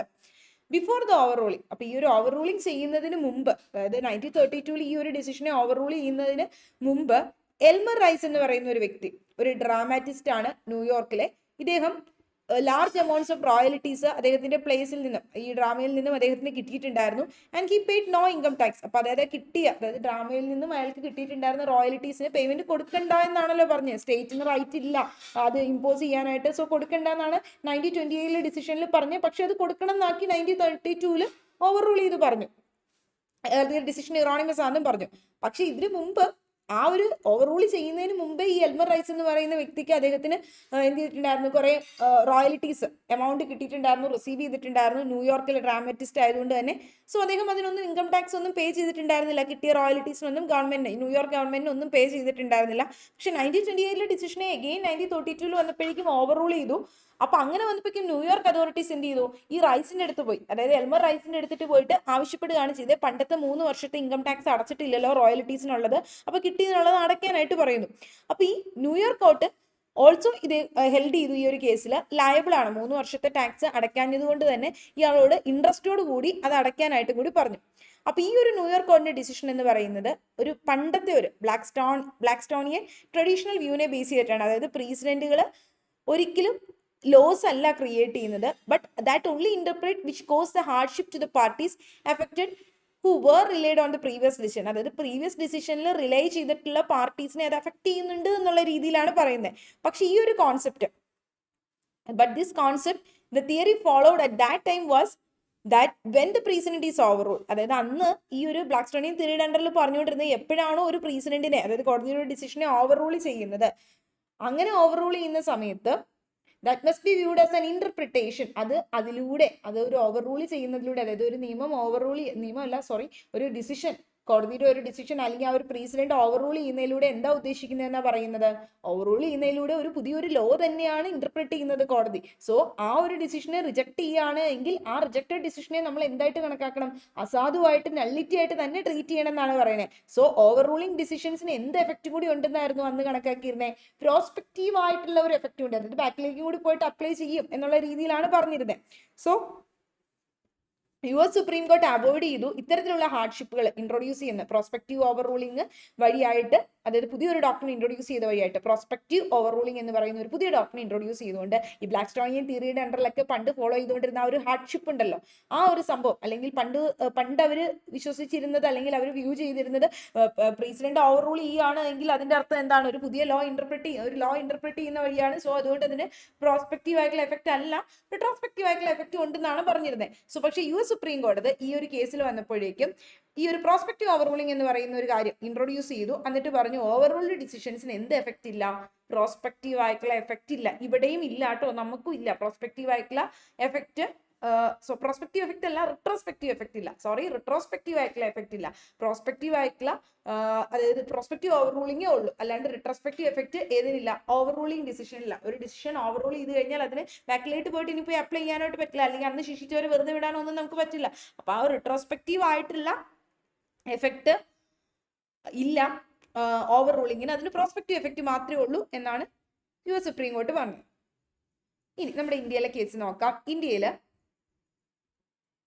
ഇന്ത്യയിലെ കേസാണ് സുപ്രീം കോർട്ട് അഡോപ്റ്റ് ചെയ്തത്. ഈ ഒരു നമ്മുടെ ഗോലക്നാഥിന്റെ കേസിലാണ്, IC Golaknath versus state of പഞ്ചാബിന്റെ കേസിലാണ് സുപ്രീം കോടതി ഈ ഒരു പ്രോസ്പെക്റ്റീവ് ഓവർ റൂളിംഗ് എന്ന് പറയുന്ന ഒരു പ്രിൻസിപ്പിൾ അഡോപ്റ്റ് ചെയ്തത്. അപ്പൊ ഈ കേസിൽ അപ്പെക്സ് കോർട്ട് ഓവർ റൂൾ ചെയ്തത് ഏർലിയർ കോർട്ടിന്റെ ഡിസിഷൻസ് ആണ്, അതായത് നേരത്തെ കോടതി പറഞ്ഞിട്ടുണ്ടായിരുന്ന ഡിസിഷൻസ് ഓവർ റൂൾ ചെയ്തു. ഇതിന്റെ ഒരു ബാക്ക്ഗ്രൗണ്ട് എങ്ങനെയാണ് വന്നതെന്നുള്ളത് ഒന്ന് ജസ്റ്റ് ഞാൻ സമ്മറൈസ് ചെയ്ത് പറയാം. ഈ കേസ് കാര്യങ്ങൾ എന്താന്ന് നമ്മൾ കോൺസ്റ്റിറ്റ്യൂഷനിൽ പഠിക്കുന്നതാണ്. ആർട്ടിക്കിൾ 13 ക്ലോസ് 2 അണ്ടറിൽ, അതായത് 13 ക്ലോസ് 2 അണ്ടറിൽ 13 എന്താ പറയുന്നത്? ജുഡീഷ്യൽ റിവ്യൂ ആണ് പറഞ്ഞത്. ഇപ്പൊ 13 ക്ലോസ് 2 അണ്ടറിൽ 13 ക്ലോസ് 1 അണ്ടറിൽ നമ്മൾ പറയുന്നുണ്ട് ലോ എന്നുള്ള ഡെഫിനിഷൻസ്, അതായത് LAW ലോ. ഓക്കെ, അപ്പൊ ലോ എന്ന് പറയുന്നത് അവിടെ ഉദ്ദേശിക്കുന്നത് എന്താ? ആ ഒരു പ്രീ കോൺസ്റ്റിറ്റ്യൂഷണൽ ലോസും പോസ്റ്റ് കോൺസ്റ്റിറ്റ്യൂഷണൽ ലോസിന്റെയും കാര്യമാണ് 13 ക്ലോസ് 1 13 ക്ലോസ് 2 പറഞ്ഞത്. കോൺസ്റ്റിറ്റ്യൂഷൻ എടുക്കുമ്പോൾ നമുക്ക് ഡീറ്റെയിൽ ആയിട്ട് നോക്കാം ടോപ്പിക്. ആർട്ടിക്കിൾ 13 ക്ലോസ് 1 പറയുന്നത് പ്രീ കോൺസ്റ്റിറ്റ്യൂഷണൽ ലോസ്, കോൺസ്റ്റിറ്റ്യൂഷൻ വന്നതിന് മുമ്പുള്ള ലോസ്, ഇഫ് ഇൻ കേസ് അത് കൺസിസ്റ്റന്റ് ആണ് എങ്കിൽ, ഇൻകൺസിസ്റ്റന്റ് ആണ്, ഫണ്ടമെന്റൽ റൈറ്റ്സിനെ വയലേറ്റ് ചെയ്യുന്നുണ്ടെങ്കിൽ അത് എന്ത് ചെയ്യാൻ പറ്റും? എത്രത്തോളം ഉണ്ടോ ഇൻകൺസിസ്റ്റൻസി അത്രത്തോളം അത് വോയിഡ് ആണെന്ന് ഡിക്ലെയർ ചെയ്യാനായിട്ട് കോടതിക്ക് പവർ ഉണ്ട്. ജുഡീഷ്യൽ റിവ്യൂ ആണ് പറയുന്നത് പ്രീ കോൺസ്റ്റിറ്റ്യൂഷണൽ ലോസിലുള്ളത്. ആർട്ടിക്കിൾ 13 ക്ലോസ് 1 പറയുന്നത്. 13 ക്ലോസ് 2 പറയുന്നത് പോസ്റ്റ് കോൺസ്റ്റിറ്റ്യൂഷണൽ ലോസിന്റെ കാര്യമാണ്. അതായത് കോൺസ്റ്റിറ്റ്യൂഷൻ വന്നതിന് ശേഷം ഏതെങ്കിലും ഒരു ലോ കൊണ്ടുവരുമ്പോൾ അത് ഫണ്ടമെന്റൽ റൈറ്റ്സിനെ വയലേറ്റ് ചെയ്യുന്നുണ്ട് എങ്കിൽ, അതായത് പാർട്ട് 3 വയലേറ്റ് ചെയ്യുന്നുണ്ടെങ്കിൽ എത്രത്തോളം ഉണ്ട് ആ ഇൻകൺസിസ്റ്റൻസി, അത്രത്തോളം ആ പാർട്ട് അത്രത്തോളം ആ ഒരു ലോ വോയിഡ് ആയിട്ട് ഡിക്ലെയർ ചെയ്യാൻ ജുഡീഷ്യൽ റിവ്യൂ, അതായത് ജുഡീഷ്യറിക്ക് സാധിക്കും. ആർക്ക്? സുപ്രീം കോർട്ടിനും ഹൈക്കോർട്ടിനും ജുഡീഷ്യൽ റിവ്യൂ എന്ന് പറയുന്ന പവർ എക്സസൈസ് ചെയ്യാൻ പറ്റും. ഇതാണ് നമ്മൾ ആർട്ടിക്കിൾ 13 പറയുന്നത്. 13 ക്ലോസ് 1 13 ക്ലോസ് 2 പറയുന്നത്. അപ്പൊ ഇവിടെ ലോ എന്ന് ഉദ്ദേശിക്കുന്നതിൻ്റെ അകത്ത് ആർട്ടിക്കിൾ 13 ക്ലോസ് 3 പറയുന്നുണ്ട്. നിങ്ങൾ ബെയർ ആക്ട് കൂടി ഒന്ന് എടുത്തു വെച്ചിട്ട് ഒന്ന് നോക്കാം കേട്ടോ. ഈ ഒരു പോർഷൻസ് പറയുമ്പോൾ ആർട്ടിക്കിൾ 13 ക്ലോസ് 3 പറയുന്നുണ്ട് ലോയുടെ ഡെഫിനേഷൻ എന്താണെന്ന്. കോൺസ്റ്റിറ്റ്യൂഷൻ ആർട്ടിക്കിൾ 13 ക്ലോസ് 3 ലോ എന്താണെന്ന് പറയുന്നുണ്ട്. അതായത് ഈ പറഞ്ഞിട്ടുള്ള ലോ, നമ്മളിപ്പോൾ ആർട്ടിക്കിൾ 13 ക്ലോസ് 1 13 ക്ലോസ് 2 പറയുന്നുണ്ട് ഓൾ ലോസ് ഈ ഫണ്ടമെന്റൽ റൈറ്റ്സിനെ വയലേറ്റ് ചെയ്യുന്നതാണ്, അല്ലെങ്കിൽ ഡെറോഗേറ്ററി ടു ഈ പറയുന്ന ഫണ്ടമെന്റൽ റൈറ്റ്സിനെ വയലേറ്റ് ചെയ്ത് വരുന്നതാണ് എങ്കിൽ ഈ പാർട്ടിനെ ടു ദാറ്റ് സെക്ഷൻ പാർട്ട് എന്നൊക്കെയാണ് എഴുതിയേക്കുന്നത്. ഇതിന്റെ അർത്ഥം ഫണ്ടമെന്റൽ റൈറ്റ്സ് അല്ലെങ്കിൽ ഫണ്ടമെന്റൽ റൈറ്റ്സ് എന്ന് പറയുന്ന ആ ഒരു പാർട്ടിനെയാണ് കേട്ടോ, ആ സെക്ഷൻ. അപ്പൊ അതിനെ വയലേറ്റ് ചെയ്ത് വരുന്ന ഏതെങ്കിലും ലോസ് ആണ് കോൺസ്റ്റിറ്റ്യൂഷൻ വന്നതിന് മുമ്പ് ഉണ്ടായിരുന്നത്, ബട്ട് അത് ഇപ്പോഴും നിലവിലുണ്ട്. അങ്ങനെയാണെങ്കിൽ എത്രത്തോളം ഉണ്ട് ഇൻകൺസിസ്റ്റൻസി, അത്രത്തോളം അത് വോയിഡ് ആയിട്ട് ഡിക്ലെയർ ചെയ്യാൻ പറ്റും. അതാണ് പറയുന്നത്. അപ്പൊ അതുപോലെ തന്നെ ഇപ്പോൾ ഉള്ള നിയമങ്ങളാണ് എങ്കിലും ഫണ്ടമെന്റൽ റൈറ്റ്സിനെ വയലേറ്റ് ചെയ്യുന്നുണ്ടെങ്കിൽ എത്രത്തോളം ഉണ്ട് ആ ഇൻകൺസിസ്റ്റൻസി, എത്രത്തോളം വോയിഡ് എന്ന് ഡിക്ലെയർ ചെയ്യാൻ സുപ്രീം കോർട്ടിനും അതുപോലെ തന്നെ ഹൈക്കോർട്സിനും പറ്റും. അതാണ് അവർക്ക് ജുഡീഷ്യൽ റിവ്യൂ എക്സസൈസ് ചെയ്യാൻ പറ്റുന്നത്. അപ്പൊ അതിൽ ആ ലോ എന്ന് പറയുമ്പോൾ ആര് കൊണ്ടുവരുന്ന ലോ ആണ്? പാർലമെന്റ് കൊണ്ടുവരുന്ന ലോ ആണോ? സ്റ്റേറ്റ് ലെജിസ്ലേച്ചർ കൊണ്ടുവരുന്നതാണോ? ഇനി എക്സിക്യൂട്ടീവ് അതോറിറ്റി കൊണ്ടുവരുന്ന ഓർഡറും ബൈലോയും, അല്ലെങ്കിൽ പഞ്ചായത്ത് കൊണ്ടുവരുന്ന മുനിസിപ്പാലിറ്റി കൊണ്ടുവരുന്ന ബൈലോ, ഇതൊക്കെ അതിനകത്ത് വരുമോ? അല്ലെങ്കിൽ ഒരു നമ്മുടെ യൂണിവേഴ്സിറ്റി കൊണ്ടുവരുന്ന ഒരു നോട്ടിഫിക്കേഷൻ, ഇതൊക്കെ ആ ലോയിൽ ഇൻക്ലൂഡ് ചെയ്യുമോ എന്നുള്ളത് ചോദിച്ചാൽ യെസ്. ലോയുടെ ഡെഫിനിഷൻ ആർട്ടിക്കിൾ 13 ക്ലോസ് 3 പറയുന്നുണ്ട്. ലോ ഇൻക്ലൂഡ്സ് എന്തെന്ന് പറയുന്നത് ഓർഡർ വരും, ബൈലോ വരും, റൂള് വരും, റെഗുലേഷൻ വരും, നോട്ടിഫിക്കേഷൻ വരും, ഇതെല്ലാം ഉൾപ്പെടുന്നുണ്ട്. അപ്പൊ അതുകൊണ്ട് തന്നെ ആ ലോയ്ക്കകത്ത് കോൺസ്റ്റിറ്റ്യൂഷണൽ അമെൻമെന്റ് വരുമോ ഇല്ലയോ? അപ്പൊ അതിന്റെ അർത്ഥം എന്താ? കോൺസ്റ്റിറ്റ്യൂഷണൽ അമെന്റ്മെന്റ് ഫണ്ടമെന്റൽ റൈറ്റിനെ വയലേറ്റ് ചെയ്യുന്നതാണെങ്കിൽ ആരെ കോൺസ്റ്റിറ്റ്യൂഷണൽ അമെന്റ്മെന്റ് ചെയ്യാൻ പറ്റുന്നത്? പാർലമെന്റിനാണ്. ഏത് പ്രകാരം? ആർട്ടിക്കിൾ 368 അണ്ടറിൽ പാർലമെന്റിന് കൊടുത്തിട്ടുള്ള പവർ ആണ്. അപ്പൊ അങ്ങനെ ആർട്ടിക്കിൾ 368 അണ്ടറിൽ പാർലമെന്റിന് കൊടുത്തിട്ടുള്ള പവർ അനുസരിച്ച് പാർലമെന്റ് എന്ത് ചെയ്യുമ്പോൾ ഫണ്ടമെന്റൽ റൈറ്റ് പാർലമെന്റ് അമെന്റ്മെന്റ് നടത്തുന്ന സമയത്ത്, അങ്ങനെ അമെന്റ്മെന്റ് നടത്തുമ്പോൾ, കോൺസ്റ്റിറ്റ്യൂഷണൽ അമെന്റ്മെന്റ് നടത്തുമ്പോൾ ആ കോൺസ്റ്റിറ്റ്യൂഷണൽ അമെന്റ്മെന്റ് വഴിയായിട്ട് ഫണ്ടമെന്റൽ റൈറ്റിനെ വയലേറ്റ് ചെയ്യുന്നുണ്ടെങ്കിൽ ആ കോൺസ്റ്റിറ്റ്യൂഷണൽ അമെന്റ്മെന്റും ഈ ലോയുടെ അണ്ടറിൽ വരുമോ? എനി ലോ, ഏതെങ്കിലും ഒരു ലോ ഫണ്ടമെന്റൽ റൈറ്റിനെ വയലേറ്റ് ചെയ്യുന്നുണ്ടെങ്കിൽ ജുഡീഷ്യൽ റിവ്യൂ ചെയ്ത് വോയിഡ് ആയിട്ട് പറയാം, ഇൻകൺസിസ്റ്റന്റ് ആയിട്ടുള്ള പാട്ട് വോയിഡ് ആക്കാം എന്നാണ് നമ്മൾ പറയുന്നത് ആർട്ടിക്കിൾ 13. അപ്പൊ ആ 13ന്റെ അണ്ടറിൽ ജുഡീഷ്യൽ റിവ്യൂ എക്സസൈസ് ചെയ്യുമ്പോൾ ആ ലോ എന്ന് പറയുന്നതിൻ്റെ അകത്ത് കോൺസ്റ്റിറ്റ്യൂഷണൽ അമെന്റ്മെന്റുകൾ, പാർലമെന്റ് നടത്തുന്ന കോൺസ്റ്റിറ്റ്യൂഷണൽ അമെന്റ്മെന്റുകളും ഇങ്ങനെ ഫണ്ടമെന്റൽ റൈറ്റ്സിനെ വയലേറ്റ് ചെയ്യുന്നുണ്ടെങ്കിൽ അതും എന്ത് ചെയ്യാൻ പറ്റുമോ? ഈ ഒരു വോയിഡ് എന്ന് ഡിക്ലെയർ ചെയ്യാൻ പറ്റുമോ എന്നുള്ളതാണ് ഈ ഒരു കേസസിൽ ഡിസ്കസ് ചെയ്ത് വന്നത്. ഏതൊക്കെ കേസിലാണ്? ശങ്കരി പ്രസാദ്, സജ്ജൻ സിംഗിന്റെ കേസസിലൊക്കെ വന്നത്. ദെൻ ഫൈനലി നമ്മൾ ഗോലക്നാഥിന്റെ കേസിലേക്ക് വന്നപ്പോൾ ആ പ്രോസ്പെക്റ്റീവ് ഓവർ റൂളിംഗ് കൊണ്ടുവന്നു. ഇത് എങ്ങനെയാ വന്നതെന്ന് വെച്ചാൽ ആർട്ടിക്കിൾ 13 ക്ലോസ് 2 അണ്ടറിൽ ഡയറക്റ്റ് ഒന്ന് എടുത്തു വെച്ചിട്ട് നോക്കുക. കോൺസ്റ്റിറ്റ്യൂഷന്റെ ആർട്ടിക്കിൾ 13 ക്ലോസ് 1 ഇനിയിപ്പോൾ കയ്യിൽ ഇല്ലെങ്കിൽ തന്നെ ഉണ്ടാവും എല്ലാവരുടെയും, ഇല്ലെങ്കിൽ തന്നെ നിങ്ങൾ ജസ്റ്റ് ഗൂഗിളിലോ ഒന്ന് ജസ്റ്റ് നോക്കിയിട്ട് നോക്കാട്ടോ പോർഷൻ. ആർട്ടിക്കിൾ 13 ക്ലോസ് 2 അണ്ടറിൽ പറയുന്നുണ്ട് കോൺസ്റ്റിറ്റ്യൂഷണൽ 13 ക്ലോസ് 2 അണ്ടറിൽ പ്രീ കോൺസ്റ്റിറ്റ്യൂഷണൽ ലോ, ക്ലോസ് 2 അണ്ടറിൽ പോസ്റ്റ് കോൺസ്റ്റിറ്റ്യൂഷണൽ ലോസിന്റെ കാര്യം പറഞ്ഞത്. അതായത് കോൺസ്റ്റിറ്റ്യൂഷൻ വന്നതിന് ശേഷമുള്ള ലോസ് ഏതെങ്കിലും സ്റ്റേറ്റ് മേഡ് ചെയ്യുന്നത് ഫണ്ടമെന്റൽ റൈറ്റിനെ വയലേറ്റ് ചെയ്യുന്നുണ്ടെങ്കിൽ എത്രത്തോളം ആ ഇൻകൺസിസ്റ്റൻസി ഉണ്ട് അത്രത്തോളം അത് വോയിഡ് ആയിട്ട് ഡിക്ലെയർ ചെയ്യാൻ ജുഡീഷ്യൽ റിവ്യൂ പ്രകാരം കോടതിക്ക് സാധിക്കും. ഇതാണ് പറയുന്നത്. അപ്പൊ അതിനകത്ത് ഈ പറയുന്ന ആർട്ടിക്കിൾ 13 ക്ലോസ് 2 പറയുന്ന ലോയ്ക്കകത്ത് ഏത് ലോ, അതായത് കോൺസ്റ്റിറ്റ്യൂഷണൽ അമെന്റ്മെന്റ് അവിടെ ഉൾപ്പെടുവോ? ആ ലോയ്ക്കകത്ത് കോൺസ്റ്റിറ്റ്യൂഷണൽ അമെന്റ്മെന്റ് ഉൾപ്പെടുവോ ഇല്ലയോ എന്നുള്ളതാണ് അവിടുത്തെ ക്വസ്റ്റ്യൻ. അതായത് വെദർ ആർട്ടിക്കിൾ 13 ക്ലോസ് 2 അണ്ടറിൽ ലോ എന്ന് പറയുന്ന ടേമിന്റെ അകത്ത് കോൺസ്റ്റിറ്റ്യൂഷണൽ അമെന്റ്മെന്റ് ഇൻക്ലൂഡ് ചെയ്യോ ഇല്ലയോ? ഇത് ആദ്യമായിട്ട് കൺസിഡർ ചെയ്ത, സുപ്രീം കോടതി ആദ്യമായി കൺസിഡർ ചെയ്ത ഒരു കേസായിരുന്നു Shankari Prasad versus state of പഞ്ചാബിന്റെ കേസ്. ഈ ഒരു Shankari Prasad versus union of India ഈ ഒരു കേസിലാണ്, അല്ലെങ്കിൽ സ്റ്റേറ്റ് ഓഫ് പഞ്ചാബ് ഈ ഒരു കേസിലായിരുന്നു എന്ത് ചെയ്തത്? കോടതി ആദ്യമായിട്ട് ഈ ഒരു കാര്യം ഡിസ്കസ് ചെയ്ത ലോയ്ക്കകത്ത് കോൺസ്റ്റിറ്റ്യൂഷണൽ അമെന്റ്മെന്റ് വരുമില്ലോ എന്ന്. എന്നിട്ട് കോടതി പറഞ്ഞു ആർട്ടിക്കിൾ 13 ക്ലോസ് 2 അണ്ടറിൽ പറയുന്ന ലോ എന്ന് പറയുന്ന ടേമിൽ പാർലമെന്റ് മേഡ് ചെയ്യുന്ന ലോസ് ഇൻക്ലൂഡ് ചെയ്യില്ല. അപ്പൊ അതിന്റെ അർത്ഥം എന്താ? പാർലമെന്റ് മേഡ് ചെയ്യുന്ന ലോസ് ഒരിക്കലും ഫണ്ടമെന്റൽ റൈറ്റിനെ വയലേറ്റ് ചെയ്യുന്നുണ്ടെങ്കിൽ പോലും അത് ജുഡീഷ്യൽ റിവ്യൂ ചെയ്യാനായിട്ട് ജുഡീഷ്യറിക്ക് സാധിക്കില്ല എന്നുള്ള കാര്യമാണ് പറയുന്നത്. അതായത് ഇൻകൺസിസ്റ്റന്റ് ആണെങ്കിൽ അത് വോയിഡ് എന്ന് ഡിക്ലെയർ ചെയ്യാൻ പറ്റില്ല. അപ്പൊ ഈ പറയുന്ന കാര്യം ഇത് ഈ കോടതി ഈ കേസിൽ ഇത് ഡിക്ലെയർ ചെയ്തു. അതുകൊണ്ട് തന്നെ ആർട്ടിക്കിൾ 13 അണ്ടറിൽ ലോയ്ക്കകത്ത് മറ്റ് റൂള് റെഗുലേഷൻസ് കാര്യങ്ങളൊക്കെ വരുന്നുണ്ട് എങ്കിൽ പോലും കോൺസ്റ്റിറ്റ്യൂഷണൽ അമെന്റ്മെന്റ് ഇൻക്ലൂഡ് ചെയ്യുന്നില്ല എന്നാണ് ഈ കേസിൽ പറഞ്ഞത്. സോ ജുഡീഷ്യറിക്ക് കോൺസ്റ്റിറ്റ്യൂഷണൽ അമെന്റ്മെന്റുകൾ റിവ്യൂ ചെയ്യാനായിട്ട് പറ്റില്ല. ഫണ്ടമെന്റൽ റൈറ്റിനെ വയലേറ്റ് ചെയ്യുന്നുണ്ടെങ്കിലും അത് വോയിഡ് ആക്കാൻ പറ്റില്ല എന്നാണ് പറയുന്നത്. ദെൻ സജ്ജൻ സിംഗിന്റെ കേസ്, അതിനുശേഷം പിന്നീട് വന്ന കേസാണ് 1951 ശങ്കരി പ്രസാദിന്റെ കേസിൽ ലോയ്ക്കകത്ത് കോൺസ്റ്റിറ്റ്യൂഷണൽ അമെന്റ്മെന്റ് ഇല്ല എന്ന് പറഞ്ഞത്. ഇനി 65 കേസ് 1965 കേസായപ്പോൾ Sajjan Singh versus state of Punjab ഈ കേസിലേക്ക് വന്നപ്പോൾ കോടതി പറഞ്ഞത് എന്താണെന്ന് വെച്ചാൽ ശങ്കരി പ്രസാദിന്റെ കേസിൽ പറഞ്ഞ കാര്യം ഒന്നും കൂടി അപ്ഹെൽഡ് ചെയ്തു. എന്താ? അതായത് ശരിവെച്ചു. അതിന്റെ അർത്ഥം എന്താ? ലോയ്ക്കകത്ത് കോൺസ്റ്റിറ്റ്യൂഷണൽ അമെന്റ്മെന്റ് ഉൾപ്പെടുന്നില്ല. സോ അതുകൊണ്ട് കോൺസ്റ്റിറ്റ്യൂഷണൽ അമെന്റ്മെന്റ് ഫണ്ടമെന്റൽ റൈറ്റിനെ വയലേറ്റ് ചെയ്യുന്നുണ്ട് എങ്കിൽ എന്ത് ചെയ്യാൻ പറ്റില്ല? ജുഡീഷ്യറിക്ക് റിവ്യൂ ചെയ്യാൻ പറ്റില്ല എന്നുള്ള കാര്യമാണ് പറയുന്നത്. പിന്നീട് വന്ന കേസാണ് 1967 Golaknath versus state of Punjab. ഈ ഒരു കേസിലേക്ക് വന്നപ്പോഴേക്കും സുപ്രീം കോടതി ശങ്കരി പ്രസാദിന്റെ കേസിൽ പറഞ്ഞതും സജ്ജൻ സിംഗിന്റെ കേസിൽ പറഞ്ഞു രണ്ടും ഒന്ന് തന്നെയല്ലേ പറഞ്ഞ ഡിസിഷൻ, ഒന്നി പറഞ്ഞത് മറ്റേ ശരിവെക്കുകയല്ലേ ചെയ്തേ. ഈ രണ്ട് ഡിസിഷൻസും എന്ത് ചെയ്യാണ് ചെയ്തേ? ഓവർ റൂൾ ചെയ്യുകയാണ് ചെയ്തത്. ഓവർ റൂൾ ചെയ്യാന്ന് പറഞ്ഞപ്പോഴേക്കും കോടതി അതിൻ്റെ അകത്ത് പറഞ്ഞത് ലോ എന്ന് പറയുന്ന ആ ഒരു ആർട്ടിക്കിൾ 13 ക്ലോസ് 2 അണ്ടറിൽ എനി ലോ ഫണ്ടമെന്റൽ റൈറ്റിനെ വയലേറ്റ് ചെയ്യുന്നുണ്ട് എങ്കിൽ, ഇൻകൺസിസ്റ്റന്റ് ആയിട്ടുണ്ടെങ്കിൽ ജുഡീഷ്യൽ റിവ്യൂ ചെയ്ത് ജുഡീഷ്യറിക്ക് അത് വോയിഡ് ആക്കാൻ പറ്റും എന്നാണ് പറഞ്ഞത്. പക്ഷെ ആ ലോയ്ക്കകത്ത് എന്തും കൂടി വരുന്നുണ്ടെന്ന് കോൺസ്റ്റിറ്റ്യൂഷണൽ അമെന്റ്മെന്റും ഇൻക്ലൂഡ് ചെയ്യുന്നുണ്ടെന്നാണ് ഗോലക്നാഥ് വേഴ്സസ് സ്റ്റേറ്റ് ഓഫ് പഞ്ചാബിന്റെ കേസിൽ കോടതി പറഞ്ഞത്. സോ അതുകൊണ്ട് തന്നെ ഇഫ് ഏതെങ്കിലും ഒരു കോൺസ്റ്റിറ്റ്യൂഷണൽ അമെന്റ്മെന്റ് ഫണ്ടമെന്റൽ റൈറ്റിനെ വയലേറ്റ് ചെയ്യുന്നുണ്ട് എങ്കിൽ, അല്ലെങ്കിൽ അബ്രിജ് ചെയ്യുന്നുണ്ട് സിറ്റിസൺസിന്റെ ഫണ്ടമെന്റൽ റൈറ്റിനെ എങ്കിൽ ആ അമെന്റ്മെന്റ് എന്താവും? വോയിഡ് എന്ന് ഡിക്ലെയർ ചെയ്യാനായിട്ട് പറ്റും, ജുഡീഷ്യറിക്ക് ഡിക്ലെയർ ചെയ്യാൻ പറ്റും എന്നാണ് ഈ ഒരു ഗോലക്നാഥിന്റെ കേസിൽ പറഞ്ഞത്. ഈ ഒരു ഗോലക്നാഥിന്റെ കേസിൽ ആണ് ആദ്യമായിട്ട് പ്രോസ്പെക്റ്റീവ് ഓവർ റൂളിംഗ് എന്ന് പറയുന്ന ഒരു കാര്യം കോടതി കൊണ്ടുവന്നത്. അപ്പൊ നമുക്ക് നോക്കാം.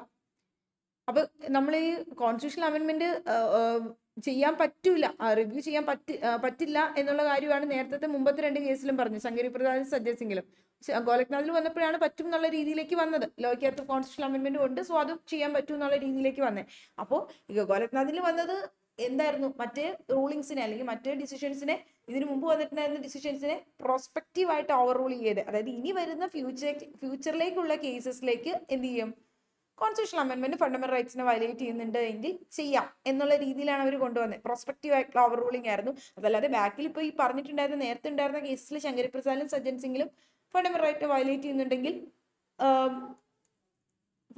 നേരത്തെ ഉണ്ടായിരുന്ന കേസിൽ പറഞ്ഞ ഡിസിഷൻസിനെ അത് അഫക്ട് ചെയ്യുന്നില്ല.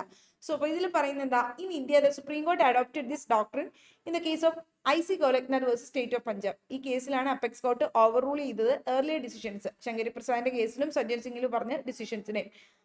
അതുവഴിയായിട്ട് എന്ത് ചെയ്തു, ഇത് ഫസ്റ്റ് അമെന്റ്മെന്റും 17th കോൺസ്റ്റിറ്റ്യൂഷണൽ അമെന്റ്മെന്റ് വഴിയായിട്ടാണ് ഈ രണ്ട് കേസിലും കോടതി എന്ത് പറഞ്ഞത്, വാലിഡ് ആണെന്ന് പറഞ്ഞത്. അതായത് ഈ രണ്ട് അമെന്റ്മെന്റും വാലിഡ് ആണെന്ന് പറഞ്ഞു. അതായത് ഈ രണ്ട് കോൺസ്റ്റിറ്റ്യൂഷണൽ അമെന്റ്മെന്റും വാലിഡ് ആണെന്ന് പറയാൻ കാരണം എന്താ, ഫസ്റ്റ് കോൺസ്റ്റിറ്റ്യൂഷണൽ അമെന്റ്മെന്റും 17th കോൺസ്റ്റിറ്റ്യൂഷണൽ അമെന്റ്മെന്റിലും ഫണ്ടമെന്റൽ റൈറ്റ്സിനെ വയലേറ്റ് ചെയ്യുന്ന ഒരു പാർട്ട് ഉണ്ടെങ്കിൽ പോലും ദാറ്റ് അത് വാലിഡ് ആയിട്ട് തന്നെയാണ് കൺസിഡർ ചെയ്യുന്നത്. കാരണം ഒരിക്കലും ജുഡീഷ്യൽ റിവ്യൂ ചെയ്യാനായിട്ട് പറ്റില്ല എന്നുള്ള രീതിയിലാണ് ഈ രണ്ട് കേസിലും പറഞ്ഞത്. കാരണം ലോയ്ക്കകത്ത് കോൺസ്റ്റിറ്റ്യൂഷണൽ അമെന്റ്മെന്റ് വരുന്നില്ല എന്ന്. സോ കോടതി ഗോലഖ്നാഥിന്റെ കേസിലേക്ക് പിന്നീട് വന്ന സമയത്ത് the court held in the Goleknath case that the fundamental rights could not be altered using the provisions of Article 368 of the Constitution. എന്ത് പറഞ്ഞു, ഫണ്ടമെന്റൽ റൈറ്റ്സ് ആർട്ടിക്കിൾ 368 പ്രകാരം, ആർട്ടിക്കിൾ 368 അണ്ടറിൽ കോൺസ്റ്റിറ്റ്യൂഷനിൽ പ്രകാരം പാർലമെന്റിന് എന്താ കൊടുത്തിട്ടുള്ളത്, പാർലമെന്റിന് കൊടുത്തിട്ടുള്ള പവറാണ് കോൺസ്റ്റിറ്റ്യൂഷൻ അമെന്റ് ചെയ്യാനായിട്ടുള്ള പവറാണ് ആർട്ടിക്കിൾ 368. അങ്ങനെ 368 പ്രകാരം കോൺസ്റ്റിറ്റ്യൂഷൻ അമെന്റ് ചെയ്യാനായിട്ടുള്ള പവർ അനുസരിച്ച് പാർലമെന്റ് കോൺസ്റ്റിറ്റ്യൂഷൻ അമെന്റ് ചെയ്യുമ്പോൾ ഫണ്ടമെന്റൽ റൈറ്റ്സിനെ എന്ത് ചെയ്യാൻ പാടില്ല, ഓൾട്ടർ ചെയ്യാനായിട്ടോ ചേഞ്ച് ചെയ്യാനായിട്ടോ പറ്റില്ല എന്ന് പറയുകയും ഫസ്റ്റ് കോൺസ്റ്റിറ്റ്യൂഷണൽ അമെന്റ്മെന്റും 4th കോൺസ്റ്റിറ്റ്യൂഷണൽ അമെന്റ്മെന്റും 17th കോൺസ്റ്റിറ്റ്യൂഷണൽ അമെന്റ്മെന്റും അത് violated to the right to property, article 31A 31B അണ്ടറിൽ പറയുന്ന റൈറ്റ് ടു പ്രോപ്പർട്ടിയുടെ വയലേറ്റീവ് ആണ്. സോ അത് കോൺസ്റ്റിറ്റ്യൂഷണൽ റൈറ്റ് ഫണ്ടമെന്റൽ റൈറ്റ്സിനെ വയലേറ്റ് ചെയ്ത് വന്ന കോൺസ്റ്റിറ്റ്യൂഷണൽ അമെന്റ്മെന്റ് ആയതുകൊണ്ട് അത് അൺകോൺസ്റ്റിറ്റ്യൂഷണൽ ആണെന്നും കോടതി ഗോലഖ്നാഥിന്റെ കേസിൽ പറഞ്ഞു. അപ്പൊ അതിന്റെ അർത്ഥം എന്താ, ലോ എന്ന് പറയുന്ന ടേമിൽ ആർട്ടിക്കിൾ 13 ജുഡീഷ്യൽ റിവ്യൂ പറഞ്ഞത്, 13 ആ 13 പറയുന്ന ജുഡീഷ്യൽ റിവ്യൂവിന്റെ അണ്ടറിൽ എന്തും വരുന്നുണ്ട്, ജുഡീഷ്യൽ റിവ്യൂ ചെയ്യാനായിട്ട് എനി ലോ എന്നാ പറഞ്ഞിരിക്കുന്നത്. എനി ലോ ഫണ്ടമെന്റൽ റൈറ്റിനെ വയലേറ്റ് ചെയ്യുന്നുണ്ട് ജുഡീഷ്യൽ റിവ്യൂ ആണ്. ആ എനി ലോയ്ക്ക് എന്തും കൂടി വരേണ്ടെന്ന് അവർ ഉദ്ദേശിച്ചത്, എന്തും കൂടി വരും എനി ലോയ്ക്കകത്ത്, ഈ കോൺസ്റ്റിറ്റ്യൂഷണൽ അമെന്റ്മെന്റും വരുന്നുണ്ട്. അതിന്റെ അർത്ഥം കോൺസ്റ്റിറ്റ്യൂഷണൽ അമെന്റ്മെന്റും ഫണ്ടമെന്റൽ റൈറ്റിനെ വയലേറ്റ് ചെയ്യുന്നുണ്ടെങ്കിൽ അതും വോയിഡ് എന്ന് കോടതിക്ക് ഡിക്ലെയർ ചെയ്യാൻ പറ്റും എന്നുള്ള കാര്യമാണ് ഉദ്ദേശിച്ചിട്ടുള്ളത്. അപ്പൊ അങ്ങനെ കോടതി അത് ഈ ഒരു ഗോലഖ്നാഥിന്റെ കേസിലേക്ക് വന്നപ്പോൾ പറഞ്ഞു, യെസ് ഫണ്ടമെന്റൽ റൈറ്റിനെ വയലേറ്റ് ചെയ്തുകൊണ്ടാണ് എന്ത് വന്നത്, ഫസ്റ്റ് അമെന്റ്മെന്റും 4th അമെന്റ്മെന്റും 17th അമെന്റ്മെന്റും വന്നത്. കാരണം അതെല്ലാം റൈറ്റ് ടു പ്രോപ്പർട്ടിനെ വയലേറ്റ് ചെയ്ത് വന്നതാണ്. ഏതിനണ്ടറിൽ പറയുന്നത്, ആർട്ടിക്കൽ 31A 31B അണ്ടറിൽ പറയുന്ന റൈറ്റ് ടു പ്രോപ്പർട്ടിനെ വയലേറ്റ് ചെയ്ത് വന്നതാണ്. അത് അന്ന് right to property fundamental right ആയിരുന്നു കേട്ടോ, ഇപ്പൊ അല്ല. അപ്പൊ അത് ഇപ്പൊ ഒരു ലീഗൽ കോൺസ്റ്റിറ്റ്യൂഷണൽ റൈറ്റ് മാത്രമേ ഉള്ളൂ.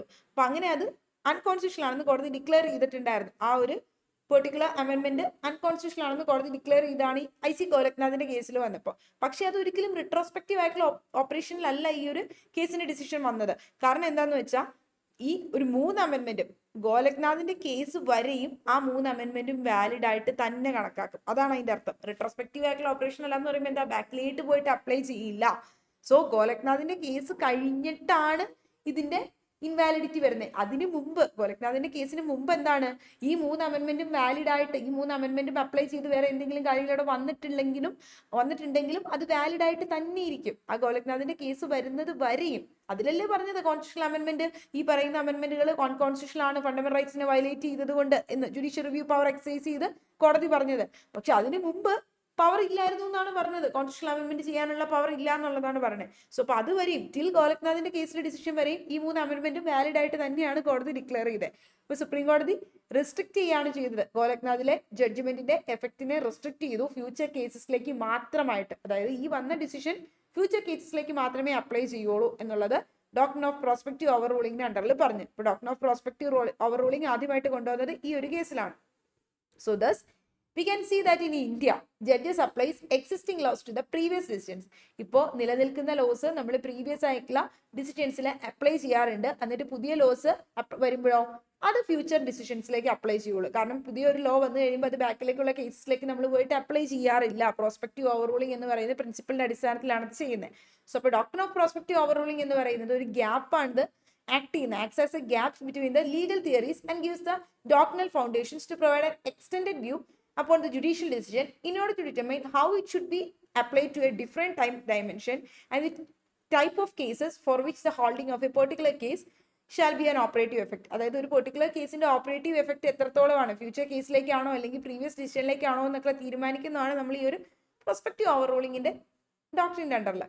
സോ ഗോരഖ്നാഥിന്റെ കേസിലേക്ക് വന്നപ്പോൾ എന്താ പറഞ്ഞത്? It was also held that this doctrine can only be used in the constitutional matters. Yes, constitutional മാറ്റേഴ്സിൽ മാത്രമേ എന്ത് ചെയ്യാൻ പറ്റുള്ളൂ? പ്രോസ്പെക്റ്റീവ് ഓവർറൂളിംഗ് എന്ന് പറയുന്ന ഡോക്ട്രിൻ യൂസ് ചെയ്യാൻ പറ്റുള്ളൂ.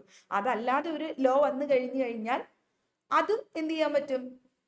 പ്രോസ്പെക്റ്റീവ് അല്ലാതെ റെട്രോസ്പെക്റ്റീവ് ആയിട്ടുള്ള എഫക്റ്റിലും അപ്ലൈ ചെയ്യാം. പക്ഷേ കോൺസ്റ്റിറ്റ്യൂഷണൽ മാറ്റേഴ്സ് ആണ് എങ്കിൽ അത് പ്രോസ്പെക്റ്റീവ് ഓവർറൂളിംഗിൽ മാത്രമേ പറ്റുള്ളൂ എന്നുള്ളതാണ് പറഞ്ഞത്. അപ്പൊ അത് it can only by the, പക്ഷേ അത് വേറെ ഏതെങ്കിലും ഒരു ലോ ആണെങ്കിൽ റിട്രോസ്പെക്റ്റീവ് ആയിട്ട് പറ്റൂ എന്ന് പറഞ്ഞു. പക്ഷെ അത് ആരുടെ ഡിസ്ക്രിഷനിലായിരിക്കും? സുപ്രീം കോർട്ടിന്റെ ഡിസ്ക്രിഷൻ വഴിയായിട്ട് മാത്രമാണ് അപ്ലൈ ചെയ്യുന്നത്. It can only by applied by the supreme court. It should be purely discretionary ആണ്. According to the nature of the case അനുസരിച്ച് പ്യൂർലി ഡിസ്ക്രിഷണറി ആണെന്നാണ് പറയുന്നത്. പക്ഷെ കോൺസ്റ്റിറ്റ്യൂഷണൽ മാറ്റേഴ്സിൽ എപ്പോഴും പ്രോസ്പെക്റ്റീവ് ആയിട്ടുള്ള രീതിയിലേ പറ്റുള്ളൂ എന്നും പറയുന്നുണ്ട്.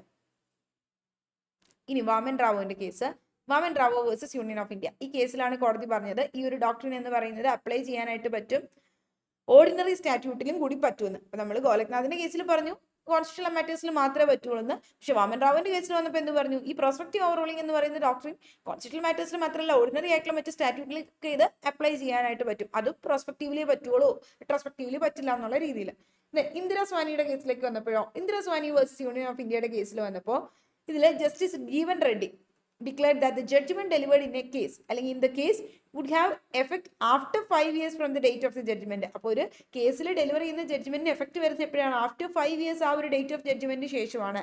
അപ്പൊ ഈ ഒരു കേസ് കാണിക്കുന്നത് എന്താണെന്ന് വെച്ചാൽ ആ ഒരു elongation of time for the application can also be applied under this doctrine അണ്ടറിൽ അപ്ലൈ ചെയ്യാൻ പറ്റും എന്നുള്ളതാണ് കാണിക്കുന്നത്. ഈ ഒരു ഡോക്ട്രിന്റെ മീനിങ് എന്താണെന്നുള്ളത് നോക്കുമ്പോഴേക്കും നമുക്കൊന്ന് സമ്മപ്പ് ചെയ്യുമ്പോൾ പറയാൻ പറ്റുന്നത് ഈ ഒരു ഡോക്ട്രിൻ ഓഫ് പ്രോസ്പെക്റ്റീവ് ഓവർറൂളിംഗ് എന്ന് പറയുന്ന കോടതിയെ അലോ ചെയ്യുകയാണ് ചെയ്യുന്നത് അപ്ലൈ ചെയ്യാനായിട്ട് ലീഗൽ ഡിസിഷൻ ഫ്യൂച്ചർ കേസസിലേക്ക് മാത്രമായിട്ട്, വിത്തൗട്ട് അഫക്റ്റിംഗ് പാസ്റ്റ് ഡിസിഷൻസിനെ അഫക്ട് ചെയ്യുന്നില്ല. അതിനെ നമ്മൾ പോയി ഡിസ്റ്റർബ് ചെയ്യാതെ, അല്ലെങ്കിൽ പാസ്റ്റിൽ ഓൾഡ് ലോയിഡ് അണ്ടറിൽ പണ്ട് നിലവിലുണ്ടായിരുന്ന ലോയിഡ് അണ്ടറിൽ വന്ന ജഡ്ജ്മെന്റ്സിനെ അഫക്ട് ചെയ്യുന്നില്ല. അപ്പോൾ ഈ ഒരു ഡോക്ട്രിൻ എൻഷുർ ചെയ്യുന്നത് ഇൻഡിവിജ്വൽസ് അല്ലെങ്കിൽ എൻറ്റിറ്റീസ് പണ്ടത്തെ ലോയിഡ് അണ്ടറിൽ അല്ലെങ്കിൽ പണ്ട് വന്ന ആ ഒരു ഡിസിഷൻ്റെ അണ്ടറിൽ പ്രീവിയസ് ലീഗൽ റൂളിൻ്റെ അണ്ടറിൽ റിലയൻസ് ചെയ്ത് അല്ലെങ്കിൽ അതിൽ ബൗണ്ട് ചെയ്തിട്ടുള്ള ഫോളോ ചെയ്തിട്ടുള്ള ആളുകളെ അത് അവിടെ അഫക്ട് ചെയ്യുന്നില്ല. അവർ ഇനി പോയി പണിഷ് ചെയ്യുന്നുമില്ല. അതായത് അന്നിപ്പോൾ വെറുതെ വിട്ടവരെയൊക്കെ പുതിയ നിയമം അനുസരിച്ച് ഇപ്പോൾ അത് പണിഷബിൾ ആണെങ്കിൽ പോലും അവരെ നമ്മളിപ്പോൾ BNS വന്നു, പക്ഷെ പണ്ട് ഇത് ഒഫൻസ് അല്ലായിരുന്നായിരിക്കാം, IPC അണ്ടറിൽ ഒഫൻസ് അല്ലാത്ത BNS അണ്ടറിൽ ഒഫൻസ് ആയിട്ടുണ്ട് എങ്കിൽ അന്ന് വെറുതെ വിട്ടവരൊന്നും പോയി ഇപ്പോൾ നമ്മൾ പണിഷ് ചെയ്യുന്നില്ലല്ലോ. സോ അപ്പോൾ അത് പിനലൈസ് ചെയ്യുന്നില്ല, ലോ റീഇൻറ്റർപ്രറ്റ് ചെയ്യുന്നില്ല അല്ലെങ്കിൽ ഓവർ റൂൾ ചെയ്യുന്നില്ല എന്നാണ് പറയുന്നത്. സോ റിട്രോസ്പെക്റ്റീവ് ആയിട്ടുള്ള ഓവർറൂളിങ്സിനെ കോൺട്രാസ്റ്റ് ചെയ്യാണ് അത് ചെയ്യുന്നത്. പുതിയ ഇന്റർപ്രിട്ടേഷൻ ഓഫ് ലോ വഴിയായിട്ട് പാസ്റ്റ് ഡിസിഷൻസിലേക്കും ഫ്യൂച്ചർ ഡിസിഷൻസിലേക്കും അപ്ലൈ ചെയ്യുന്നില്ല. ദെൻ ഈ ഡോക്ടറിനെ ആദ്യമായിട്ട് റെക്കഗ്നൈസ് ചെയ്ത് നമ്മൾ പറഞ്ഞിരുന്നു അമേരിക്കൻ ജൂറിസ്പ്രുഡൻസിലാണ്. ആ ഒരു കേസിന്റെ പേര് പറഞ്ഞായിരുന്നല്ലോ നേരത്തെ. അപ്പോൾ അതിന് അണ്ടറിലാണ് വന്നത്. അതുപോലെ തന്നെ പിന്നീട് മറ്റ് കൺട്രീസിലൊക്കെ ഇത് അഡോപ്റ്റ് ചെയ്തു. അത് അങ്ങനെയാണ് നമ്മുടെ ഇന്ത്യയിലും ഈ പറയുന്ന ഗോരഖ്നാഥിന്റെ കേസിലാണ് ആദ്യമായിട്ട് കൊണ്ടുവന്നത് കേട്ടോ. അപ്പോൾ ഓർത്ത് വയ്ക്കുക, പ്രോസ്പെക്റ്റീവ് ഓവർറൂളിംഗ് ഫസ്റ്റ് കൊണ്ടുവന്ന ഇതിൽ ചോദിക്കാൻ സാധ്യതയുള്ള ഒരു മെയിൻ ആയിട്ടുള്ള ക്വസ്റ്റ്യൻ എന്ന് പറയുന്നത് അത് തന്നെയാണ്. ഈ പ്രോസ്പെക്റ്റീവ് ഓവർറൂളിംഗ് നമുക്ക് ഡയറക്റ്റ് ആയിട്ട് ചോദിക്കാൻ സാധിക്കുന്ന ഒരു ക്വസ്റ്റ്യൻ ആണ്. പ്രോസ്പെക്റ്റീവ് ഓവർറൂളിംഗ് ഏത് കേസിലാണ് കൊണ്ടുവന്നത്? യെസ്, IC ഗോരഖ്നാഥിന്റെ കേസിലാണ് ഇന്ത്യയിൽ ആദ്യമായിട്ട് കൊണ്ടുവന്നത്. സോ ഇന്ത്യയിലും UK-യിലും ഒക്കെ അത് പിന്നീട് അഡോപ്റ്റ് ചെയ്തു. ഇതിന്റെ പ്രൈമറി ആയിട്ടുള്ള ഗോൾ എന്ന് പറയുന്നത് ഫെയർനെസ് എൻഷുർ ചെയ്യുക, അതുപോലെ തന്നെ മറ്റ് ലീഗൽ ആയിട്ടുള്ള ഷൗസ് അല്ലെങ്കിൽ അതിന്റെ ആ ഒരു പ്രശ്നങ്ങൾ അത് കാര്യങ്ങളൊക്കെ അവോയ്ഡ് ചെയ്യുക, അല്ലെങ്കിൽ ഒരു സ്റ്റെബിലിറ്റി മെയിൻറ്റെയിൻ ചെയ്യുക. അതായത് പാസ്റ്റിലെ ലീഗൽ ട്രാൻസാക്ഷൻസ് അങ്ങനെ തന്നെ നിർത്തിക്കൊണ്ട് ഫ്യൂച്ചറിലേക്ക് മാത്രം അത് അപ്ലൈ ചെയ്തുകൊണ്ട് പോവുക. ഇനി അതിന്റെ ഒരു ഒറിജിൻ നമ്മൾ നോക്കുന്നത് ഈ ഒരു ഡോക്ട്രിൻ ഓഫ് പ്രോസ്പെക്റ്റീവ് ഓവർറൂളിംഗ് എന്ന് പറയുമ്പോൾ, അപ്പോൾ ഇതിന്റെ ഒറിജിൻ എന്ന് പറയുന്നത് ഡോക്ട്രിൻ ഓഫ് പ്രോസ്പെക്റ്റീവ് ഓവർറൂളിംഗിന്റെ ഒറിജിൻ വരുന്നത് നമുക്കറിയാം ഇത് അമേരിക്കൻ ജൂറിസ്പ്രുഡൻസിലാണ് ഡെവലപ്പ് ചെയ്തത്. നമ്മൾ ഓൾറെഡി നോക്കിയിരുന്നു. early 20th സെഞ്ചുറിയിലാണ് വന്നത്. ഒരു ആൾട്ടർനേറ്റീവ് ആയിട്ടാണ് ഇത് വന്നത്. പ്രോസ്പെക്റ്റീവ് ഓവർറൂളിംഗ് എന്ന് പറയുന്നത് ഏജ് ഓൾഡ് ബ്ലാക്ക്സ്റ്റോണിയൻ തിയറി. ബ്ലാക്ക്സ്റ്റോണിയൻ തിയറിയിൽ എന്തായിരുന്നു പറഞ്ഞിരുന്നത്? ജുഡീഷ്യൽ ഡിസിഷൻസ് ഡിക്ലറേറ്ററി ആണ്, അതുവഴിയായിട്ട് ഒരു പുതിയ ലോ ആണ് ക്രിയേറ്റ് ചെയ്യുന്നത്. സോ അതുകൊണ്ട് തന്നെ അത് റിട്രോസ്പെക്റ്റീവ്ലി ബാക്കിലേക്കും കൂടി പോയി അപ്ലൈ ചെയ്യണം എന്നുള്ള രീതിയിലാണ് പറഞ്ഞത്. അപ്പോൾ ഈ ഒരു ബ്ലാക്ക്സ്റ്റോണിയൻ വ്യൂ എഗെയിൻ നെയിം ചെയ്തിരുന്നത്, ആ ഒരു വ്യൂവിനെ നെയിം ചെയ്തിരുന്നത് ഒരു British jurist sir William Blackstone, അദ്ദേഹത്തിന്റെ ആ ഒരു പേരിലായിരുന്നു അറിയപ്പെട്ടിരുന്നത്. അദ്ദേഹം എംഫസൈസ് ചെയ്തിരുന്നത് കോർട്ട് ഡിഡ് നോട്ട് ക്രിയേറ്റ്, പിന്നീട് അദ്ദേഹം പറഞ്ഞിരുന്നത് court did not create law but merely declare what the law always was, എങ്ങനെയായിരിക്കണം ലോ എന്നുള്ളതാണ് ഡിക്ലെയർ ചെയ്യുന്നത്. സോ അതിന് റിട്രോസ്പെക്റ്റീവ് ആപ്ലിക്കേഷൻ ജുഡീഷ്യൽ ഡിസിഷൻസിന് കൊടുക്കുകയാണെങ്കിൽ മേ ബി ഇൻജസ്റ്റിസിലേക്ക് എത്തും. So when the laws were reinterpreted or overturn. അപ്പൊ അദ്ദേഹം എന്താ പറഞ്ഞ ഈ ബ്ലാക്ക്സ്റ്റോണിയൻ തിയറീനെ നെയിം ചെയ്തത് ആഫ്റ്റർ ഈ ഒരു ബ്രിട്ടീഷ് ജൂറിസ്റ്റിനെ സർ വില്യം ബ്ലാക്ക്സ്റ്റോൺ ആ ഒരു കോടതി ഈ ഒരു കോടതിയെ പറ്റി ഇദ്ദേഹം പറഞ്ഞ ഈ ഒരു കാര്യത്തിന് ശേഷമാണ് വന്നത്. അപ്പോൾ ഈ ഒരു ലോയുടെ റിട്രോസ്പെക്റ്റീവ് ആപ്ലിക്കേഷൻ ജുഡീഷ്യൽ ഡിസിഷന്റെ റിട്രോസ്പെക്റ്റീവ് ആപ്ലിക്കേഷൻ സംഭവിക്കുകയാണെങ്കിൽ ഇൻജസ്റ്റിസ് ലെഡ് ചെയ്യാൻ സാധ്യതയുണ്ട് എന്നാണ് പറഞ്ഞത്. അപ്പോൾ അമേരിക്കൻ ജൂറിസ്റ്റുകൾ അവർ ക്രിട്ടിസൈസ് ചെയ്യാൻ തുടങ്ങി ഈ ഒരു റിജിഡ് ആയിട്ടുള്ള ലോയുടെ ഈ ഒരു നേച്ചറിനെ പറ്റി. അത് പിന്നീട് ഈ ഒരു പ്രോസ്പെക്റ്റീവ് ഓവർ റൂളിംഗ് എന്ന് പറയുന്ന ഡോക്ട്രിൻ്റെ ഡെവലപ്മെന്റിലേക്ക് എത്തുകയാണ് ചെയ്തത്. അപ്പോൾ ഈ ഒരു ഡോക്ട്രിൻ പറഞ്ഞത് ഒരു ഫസ്റ്റ് സബ്സ്റ്റാൻഷ്യൽ ആപ്ലിക്കേഷൻ US ഒരു സുപ്രീം കോർട്ട് കേസിലാണ് ആദ്യമായിട്ട് ഇത് അപ്ലൈ ചെയ്തത്. Great Northern Railway versus Sunburst Oil and Refining Company 1932 കേസിലായിരുന്നു. ഈ കേസിൽ എസ്റ്റാബ്ലിഷ് ചെയ്ത പ്രിൻസിപ്പിൾ ഇതാണ്: കോടതി എന്ന് പറയുന്ന ഇറ്റ്സ് ഓൺ ഡിസ്ക്രിഷൻ ഡിസൈഡ് ചെയ്യാൻ പറ്റും ഒരു റൂളിംഗ് എന്ന് പറയുന്നത് റിട്രോസ്പെക്റ്റീവ്ലി അപ്ലൈ ചെയ്യണോ പ്രോസ്പെക്റ്റീവ്ലി അപ്ലൈ ചെയ്യണോ എന്നുള്ളത് കോടതിക്ക് ഡിസൈഡ് ചെയ്യാൻ പറ്റും എന്നുള്ളത്. കോടതി അപ്ലൈ ചെയ്തു ഈ ഒരു ഡിസിഷൻ റിട്രോസ്പെക്റ്റീവ്ലി ആയിട്ട്. കാരണം കോടതി പറഞ്ഞത് എന്താണെന്ന് വെച്ചാൽ ഒരു ഡിസിഷൻ റിട്രോസ്പെക്റ്റീവ്ലി അപ്ലൈ ചെയ്യുവാണ് എങ്കിൽ അവിടെ പ്രോബ്ലംസ് ക്രിയേറ്റ് ചെയ്യും. അതുപോലെ തന്നെ പാസ്റ്റ് ട്രാൻസാക്ഷൻസിനെയൊക്കെ ഇൻവാലിഡേറ്റ് ചെയ്ത് കഴിഞ്ഞാൽ അതൊരു ഹാർഡ്ഷിപ്പ് ആയിരിക്കും, അൺഡു ഹാർഡ്ഷിപ്പ് ആയിരിക്കും ഉണ്ടാകുന്നത് എന്നാണ് പറഞ്ഞത്.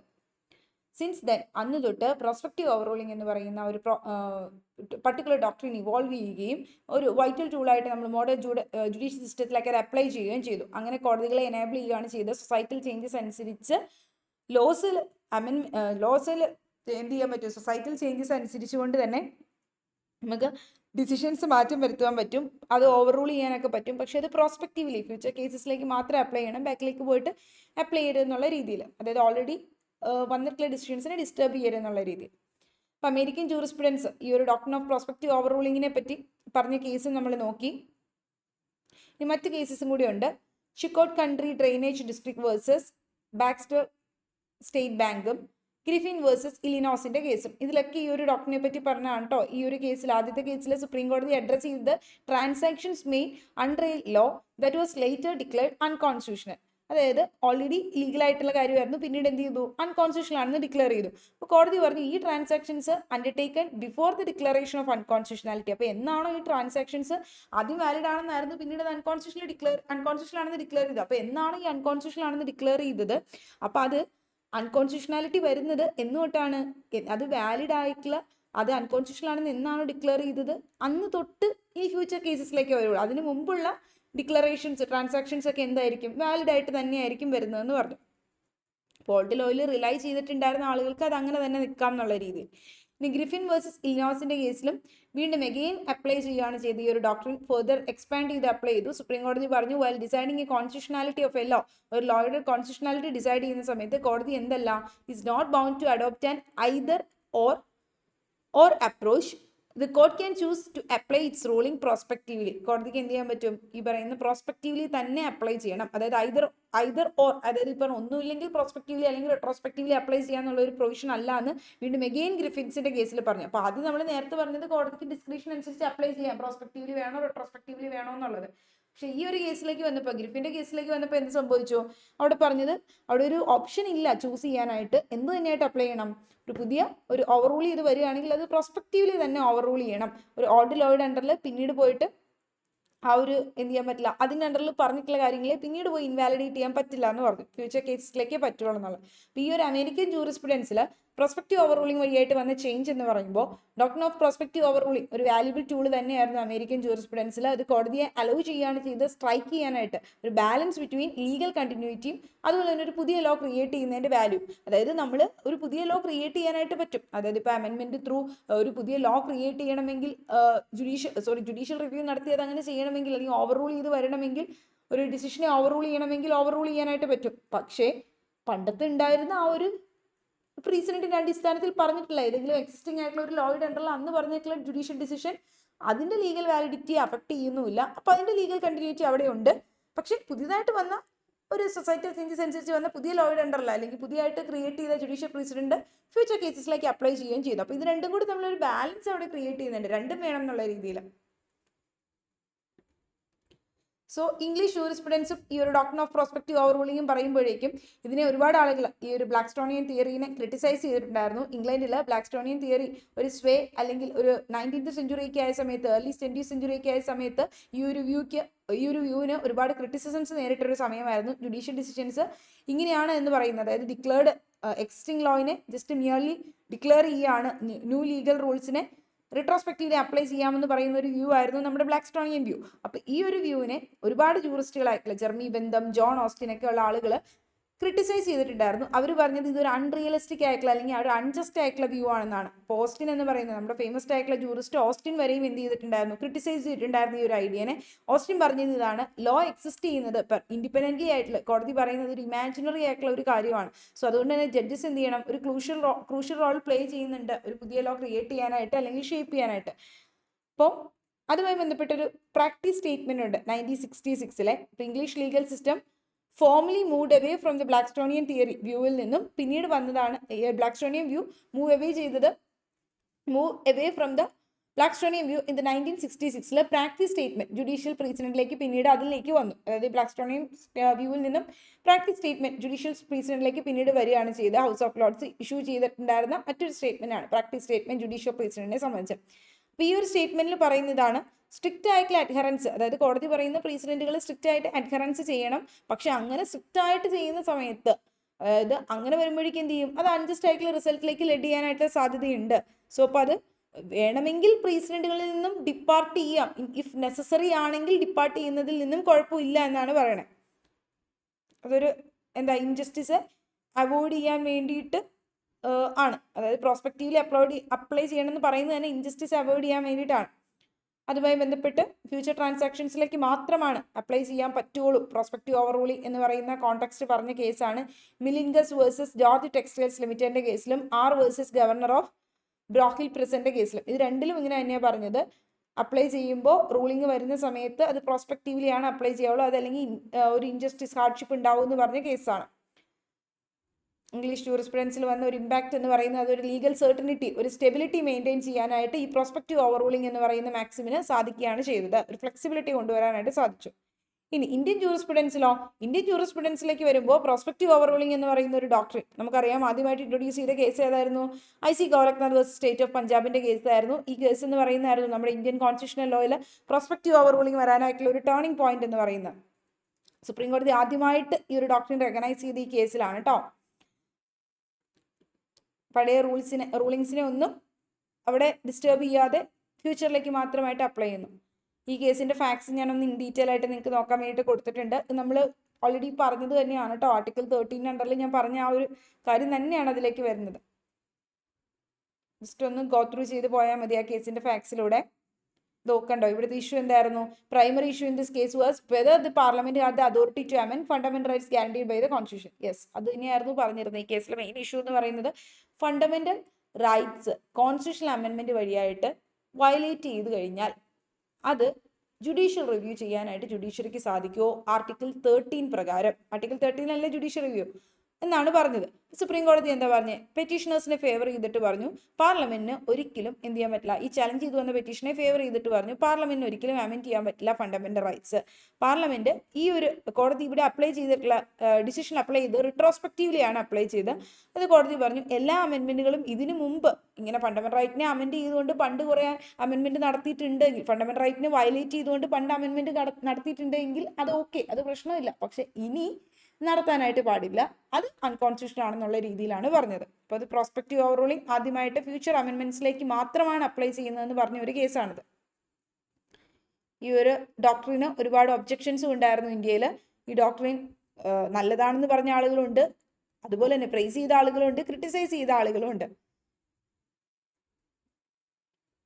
ഓക്കെ, ക്രിറ്റിസിസംസ് പറയുന്നത് ആർട്ടിക്കിൾ 13 അണ്ടറിൽ, അതായത് ആർട്ടിക്കിൾ 13 കോൺസ്റ്റിറ്റ്യൂഷനിൽ ഡിക്ലെയർ ചെയ്യുന്നുണ്ട് ലോസ് ഫണ്ടമെന്റൽ റൈറ്റിനെ വയലേറ്റ് ചെയ്യുന്നുണ്ടെങ്കിൽ വോയിഡ് ആണ്, ഫ്രം ഇറ്റ്സ് വെരി ഇൻസെപ്ഷൻ തൊട്ട് ഇത് വോയിഡ് ആണെന്നുള്ളത്. അപ്പോൾ ഇതിൽ റേസ് ചെയ്യുന്ന ക്വസ്റ്റ്യൻസ് ആയിരുന്നു whether the doctrine of prospective over ruling അത് അലോ ചെയ്യുവാണോ, അതായത് അപ്പോൾ അതിൻ്റെ അർത്ഥത്തിൽ അവർ പറയുന്ന പ്രോസ്പെക്റ്റീവ് ഓവർ റൂളിംഗ് എന്ന് പറയുന്ന കോൺസെപ്റ്റ് അനുസരിച്ച് ഫ്യൂച്ചറിലേക്ക് മാത്രമാണ് അത് അപ്ലൈ ചെയ്യുന്നുള്ളൂ എന്നല്ലേ. അപ്പോൾ പണ്ട് വന്നത് അതുപോലെ തന്നെ നിന്നോട്ടെ, അന്ന് അത് അലോ ചെയ്യുവാണോ അല്ലെങ്കിൽ അത് വാലിഡ് ആയിട്ട് റിമെയിൻ ചെയ്തോട്ടെ എന്നാണോ പറയുന്നത്. അപ്പോൾ അതും ഒരു അണ്ടിൽ അത് അൺകോൺസ്റ്റിറ്റ്യൂഷണൽ ആണെന്ന് ഒരു പുതിയ ലോയുടെ അണ്ടറിലേക്ക്, അതായത് എന്നാണോ ഇത് അൺകോൺസ്റ്റിറ്റ്യൂഷണൽ ആണെന്ന് ഡിക്ലെയർ ചെയ്യുന്നത് അന്ന് വരെയും ഉള്ളത് നേരത്തെ പറഞ്ഞിട്ടുള്ളത് അതുപോലെ തന്നെ നിന്നോട്ടെ, അതിനെ അഫക്റ്റ് ചെയ്യുന്നില്ല എന്ന് പറയുമ്പോൾ അവിടെ ഒരു കോൺട്രവേഴ്സി പറയുകയാണ്. അപ്പോൾ അവിടെ ഒരു ഫണ്ടമെന്റൽ റൈറ്റ്സിന്റെ വയലേഷൻ അല്ലേ എന്നുള്ള രീതിയിലാണ് ഒരു ഒബ്ജക്ഷൻ വന്നത്. അപ്പോൾ സുപ്രീം കോടതി എഗെയിൻ കണ്ടിന്യൂ ചെയ്തു. ഈ ഒരു ഡോക്ട്രിൻ ഇങ്ങനെയൊക്കെ ഒബ്ജക്ഷൻസ് വന്നിട്ടുണ്ടായിരുന്നെങ്കിലും പിന്നീടുള്ള കേസസിലും ഒക്കെ അപ്ലൈ ചെയ്തിട്ടുണ്ടായിരുന്നു.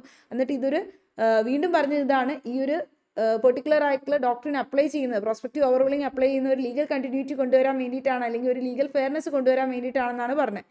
നിവാമൻ റായോ വേഴ്സസ് യൂണിയൻ ഓഫ് ഇന്ത്യയുടെ കേസ് നമ്മൾ ഓൾറെഡി നോക്കിയ കേസായിരുന്നു, ഇതിലും പറഞ്ഞിട്ടുണ്ടായിരുന്നു.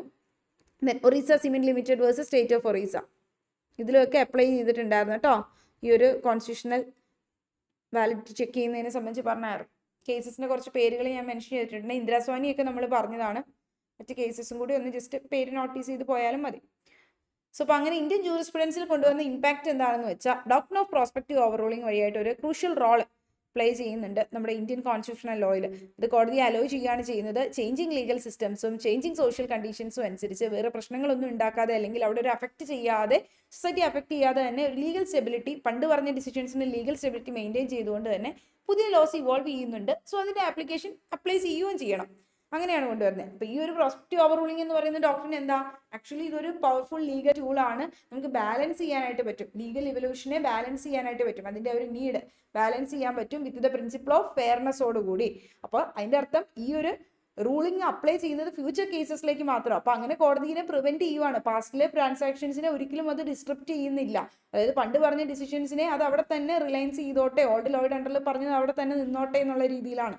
അപ്പോൾ ഇത് വന്നത് അമേരിക്കൻ ഇംഗ്ലീഷ് ഇന്ത്യൻ ജൂറിസ്പ്രുഡൻസിന് അണ്ടറിലൊക്കെ ഇത് അക്സെപ്റ്റ് ചെയ്തിട്ടുണ്ടായിരുന്നു. ഇൻജസ്റ്റിസ് പ്രിവെന്റ് ചെയ്യാൻ വേണ്ടിയിട്ടാണ് ഇത് മെയിനായിട്ട് നമ്മൾ ഈ ഒരു ഡോക്ട്രിൻ അപ്ലൈ ചെയ്യുന്നത്.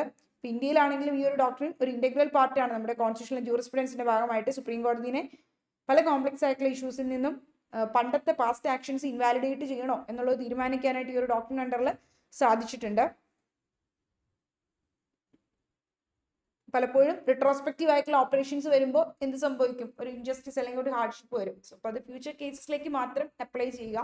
അതല്ല റിട്രോസ്പെക്റ്റീവ്ലി ബാക്കിലേക്ക് കൂടി പോയി അപ്ലൈ ചെയ്യുകയാണെങ്കിൽ അവിടെ ഒരു ഇൻജസ്റ്റിസ് അല്ലെങ്കിൽ അവിടെ എന്തെങ്കിലും പ്രോബ്ലംസ് ക്രിയേറ്റ് ചെയ്യാനായിട്ടുള്ള സാധ്യതയുണ്ട്. അപ്പോൾ അതുകൊണ്ട് ആ ഒരു ഇൻജസ്റ്റിസ് അല്ലെങ്കിൽ ഒരു ഫെയർനെസ് കൊണ്ടുവരാൻ വേണ്ടിയിട്ടാണ് നമ്മളത് ഫ്യൂച്ചർ കേസസിലേക്ക് മാത്രമായിട്ട് ഈ ഓവർ റൂളിങ്സ് വരുമ്പോൾ, ഓവർ റൂളിൻ്റെ ഡിസിഷൻസ് വരുമ്പോൾ അപ്ലൈ ചെയ്യുന്നത്. ഇത് കൊണ്ടുവന്ന കേസ് ഗോലക്നാഥിന്റെ കേസാണെന്നത് മെയിനായിട്ട് ഓർത്തിരിക്കുക. ഇംഗ്ലീഷ് ജൂറിസ്പ്രുഡൻസിൽ, അമേരിക്കൻ ജൂറിസ്പ്രുഡൻസിലാണ് ഇത് ഫസ്റ്റ് ടൈം വന്നത്. പിന്നെ നമ്മൾ ഇതൊക്കെ ഇത് അക്സെപ്റ്റ് ചെയ്ത് നമ്മുടെ കേസസിൽ നമ്മളിവിടെ കൊണ്ടുവരിക ചെയ്ത് നമ്മൾ ആദ്യമായിട്ട് അപ്ലൈ ചെയ്തത് ഈ ആർട്ടിക്കിൾ 13 ക്ലോസ് 2 അണ്ടറിൽ കോൺസ്റ്റിറ്റ്യൂഷണൽ അമെൻമെന്റും, അതായത് ജുഡീഷ്യൽ റിവ്യൂ ചെയ്യാൻ പറ്റുമെന്ന് പറഞ്ഞല്ലോ, അതിൽ കോൺസ്റ്റിറ്റ്യൂഷണൽ അമെൻമെന്റും ഉൾപ്പെടുവോ ഇല്ലയോ, ലോയ്ക്കകത്ത് കോൺസ്റ്റിറ്റ്യൂഷണൽ അമെൻമെന്റ് ഉൾപ്പെടുവോ ഇല്ലയോ എന്നുള്ളത് ഡിസൈഡ് ചെയ്യാൻ വേണ്ടിയിട്ട് ഗോലക്നാഥിന്റെ കേസിൽ വന്നപ്പോൾ ശങ്കരി പ്രസാദിന് സജ്ജൻ സിംഗിലും വരില്ല എന്ന് പറഞ്ഞു. പക്ഷേ ഗോലക്നാഥിൽ വരുമ്പോഴേക്കും ആർട്ടിക്കിൾ 13 ക്ലോസ് 2 അണ്ടറിൽ ലോയ്ക്കകത്ത് എന്തും കൂടി വരുന്നുണ്ട്, കോൺസ്റ്റിറ്റ്യൂഷണൽ അമെൻമെന്റും വരുന്നുണ്ട്. അപ്പോൾ ജുഡീഷ്യൽ റിവ്യൂ നടത്തുമ്പോൾ ജുഡീഷ്യർക്ക് റിവ്യൂ ചെയ്യാമെന്ന് പറയുമ്പോൾ ലോ റിവ്യൂ ചെയ്യുമ്പോൾ അതിൻ്റെ അകത്ത് ഏതും വരും, കോൺസ്റ്റിറ്റ്യൂഷണൽ അമെൻമെന്റ് ഇൻക്ലൂഡ് ചെയ്യുന്നു എന്നല്ലേ. സോ കോൺസ്റ്റിറ്റ്യൂഷണൽ അമെൻമെന്റും ചെയ്യാം. അപ്പോൾ കോൺസ്റ്റിറ്റ്യൂഷണൽ അമെൻമെന്റ് ഫണ്ടമെന്റൽ റൈറ്റിനെ വയലേറ്റ് ചെയ്യുന്നുണ്ടെങ്കിൽ അതും വോയിഡ് ആയിട്ട് ഡിക്ലെയർ ചെയ്യാമെന്നാണ് ഈ ഒരു കേസിൽ പറഞ്ഞത്, ഗോലക്നാഥിന്റെ കേസിൽ. പക്ഷെ അതെങ്ങനെയാണ്, പണ്ട് പറഞ്ഞിട്ടുള്ള ഡിസിഷൻസ് ഏതെങ്കിലും അമെൻമെന്റ് നടത്തിയത് ഫണ്ടമെന്റൽ റൈറ്റിന് ഉണ്ടെങ്കിലും, വയലേറ്റ് ചെയ്ത അമെൻമെന്റുകൾ ഉണ്ടെങ്കിലും അത് അവിടെ തന്നെ നിന്നോട്ടെ, അതിനെ ഇൻവാലിഡേറ്റ് ചെയ്യുന്നില്ല. പക്ഷെ ഇനി വന്നു കഴിഞ്ഞാൽ അതെന്തായിരിക്കും, ഇനിയുള്ള കേസസിലേക്ക് വരുമ്പോൾ അങ്ങനെ ഫണ്ടമെന്റൽ റൈറ്റിനെ വയലേറ്റ് ചെയ്ത് കോൺസ്റ്റിറ്റ്യൂഷണൽ അമെൻമെന്റ് നടത്തി കഴിഞ്ഞാൽ അത് വോയിഡ് ആയി പോകും എന്ന് പറഞ്ഞ ഒരു ഡോക്ട്രിൻ ആയിരുന്നു പ്രോസ്പെക്റ്റീവ് ഓവർ റൂളിംഗ്. ഒരു ഇൻജസ്റ്റിസ് പ്രിവെന്റ് ചെയ്യാൻ വേണ്ടിയിട്ട് വന്നതാണ്. ഓക്കെ, ഇങ്ങനെ പറയുമ്പോഴും ഒരു കാര്യം നിങ്ങൾ ഓർത്തിരിക്കുക, ഈ ഗോലക്നാഥിന്റെ കേസിൽ വന്ന ഡിസിഷനെ എഗെയിൻ മാറ്റിയിട്ടുണ്ടായിരുന്നു കേട്ടോ. കേശവാനന്ദ ഭാരതിയുടെ കേസിലേക്ക് വന്നപ്പോൾ കോടതി ഗോലക്നാഥിന്റെ കേസിൽ പറഞ്ഞ കാര്യത്തിനെ ഓവർ റൂൾ ചെയ്ത് പറഞ്ഞിട്ടുണ്ടായിരുന്നു.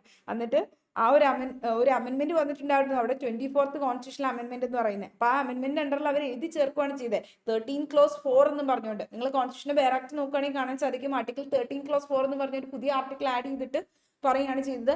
അമെൻമെന്റ് എന്തിൻ്റെ അകത്ത് വരുന്നില്ല, ഈ 13 ക്ലോസ് 1ലും 2ലും പറയുന്ന ലോ വോയിഡ് എന്ന് ഡിക്ലെയർ ചെയ്യാം ഫണ്ടമെന്റൽ റൈറ്റിനെ വയലേറ്റ് ചെയ്യുന്നുണ്ടെങ്കിൽ ജുഡീഷ്യൽ റിവ്യൂ എക്സസൈസ് ചെയ്തുകൊണ്ട് എന്ന് പറയുന്നതിൽ കോൺസ്റ്റിറ്റ്യൂഷണൽ അമെൻമെന്റ് വരുന്നില്ല എന്ന് എടുത്തു പറഞ്ഞുകൊണ്ട് അവരൊരു അമെൻമെന്റ് വഴിയായിട്ട് എഴുതി ചേർക്കുകയോ ചെയ്ത്. ഈ ഗോലക്നാഥിന്റെ കേസിന് ശേഷം പാർലമെന്റ് ഒരു അമെൻമെന്റ് വരുത്തി 30 ക്ലോസ് 4 അതിലേക്ക് ഇൻക്ലൂഡ് ചെയ്തായിരുന്നു. അപ്പൊ അതിൽ പറയുന്നുണ്ട് ലോയ്ക്കകത്ത് എന്ത് ഇൻക്ലൂഡ് ചെയ്യുന്നില്ല എന്ന്, കോൺസ്റ്റിറ്റ്യൂഷണൽ അമെൻമെന്റ് വരുന്നില്ല എന്ന്. സോ കോൺസ്റ്റിറ്റ്യൂഷണൽ അമെൻമെന്റ് എന്ത് ചെയ്യാൻ പറ്റില്ല എന്ന് ഈ ഒരു ആർട്ടിക്കിൾ 13 ക്ലോസ് 1ലും 2ലും പറയുന്ന ലോ എന്ന് പറയുന്ന ടേമിൽ, അതിൽ പറയുന്ന ലോ എന്ന് പറയുന്ന ടേമിൽ കോൺസ്റ്റിറ്റ്യൂഷണൽ അമെൻമെന്റ് വരുന്നില്ല. സോ ജുഡീഷ്യൽ റിവ്യൂ ചെയ്യുന്ന വഴിയായിട്ട് ജുഡീഷ്യറിക്ക് കോൺസ്റ്റിറ്റ്യൂഷണൽ അമെൻമെന്റ് ഫണ്ടമെന്റൽ റൈറ്റിനെ വയലേറ്റ് ചെയ്യുന്നുണ്ടെങ്കിൽ അതിനെ എന്ത് ചെയ്യാൻ പറ്റില്ല, വോയിഡ് എന്ന് ഡിക്ലെയർ ചെയ്യാൻ പറ്റില്ല എന്നുള്ള രീതിയിലേക്ക് വന്നായിരുന്നു. അപ്പോൾ ആ ഒരു അമെൻമെന്റ് ശരിയല്ല, കാരണം ഗോലക്നാഥിന്റെ ഡിസിഷനിൽ ചെയ്യാൻ പറ്റൂന്നല്ലേ പറഞ്ഞത്. അപ്പോൾ ഗോലക്നാഥിന്റെ ഡിസിഷനാണ് ശരി, ഈ അമെൻമെന്റ് പിന്നെ അവർ ചെയ്തത് ശരിയല്ല എന്ന് പറഞ്ഞുകൊണ്ട് ചലഞ്ച് ചെയ്താണ് കേശവാനന്ദ ഭാരതിയുടെ കേസിൽ വന്നിട്ടുണ്ടായിരുന്ന ഒരു ഇഷ്യൂ ആയിട്ട്.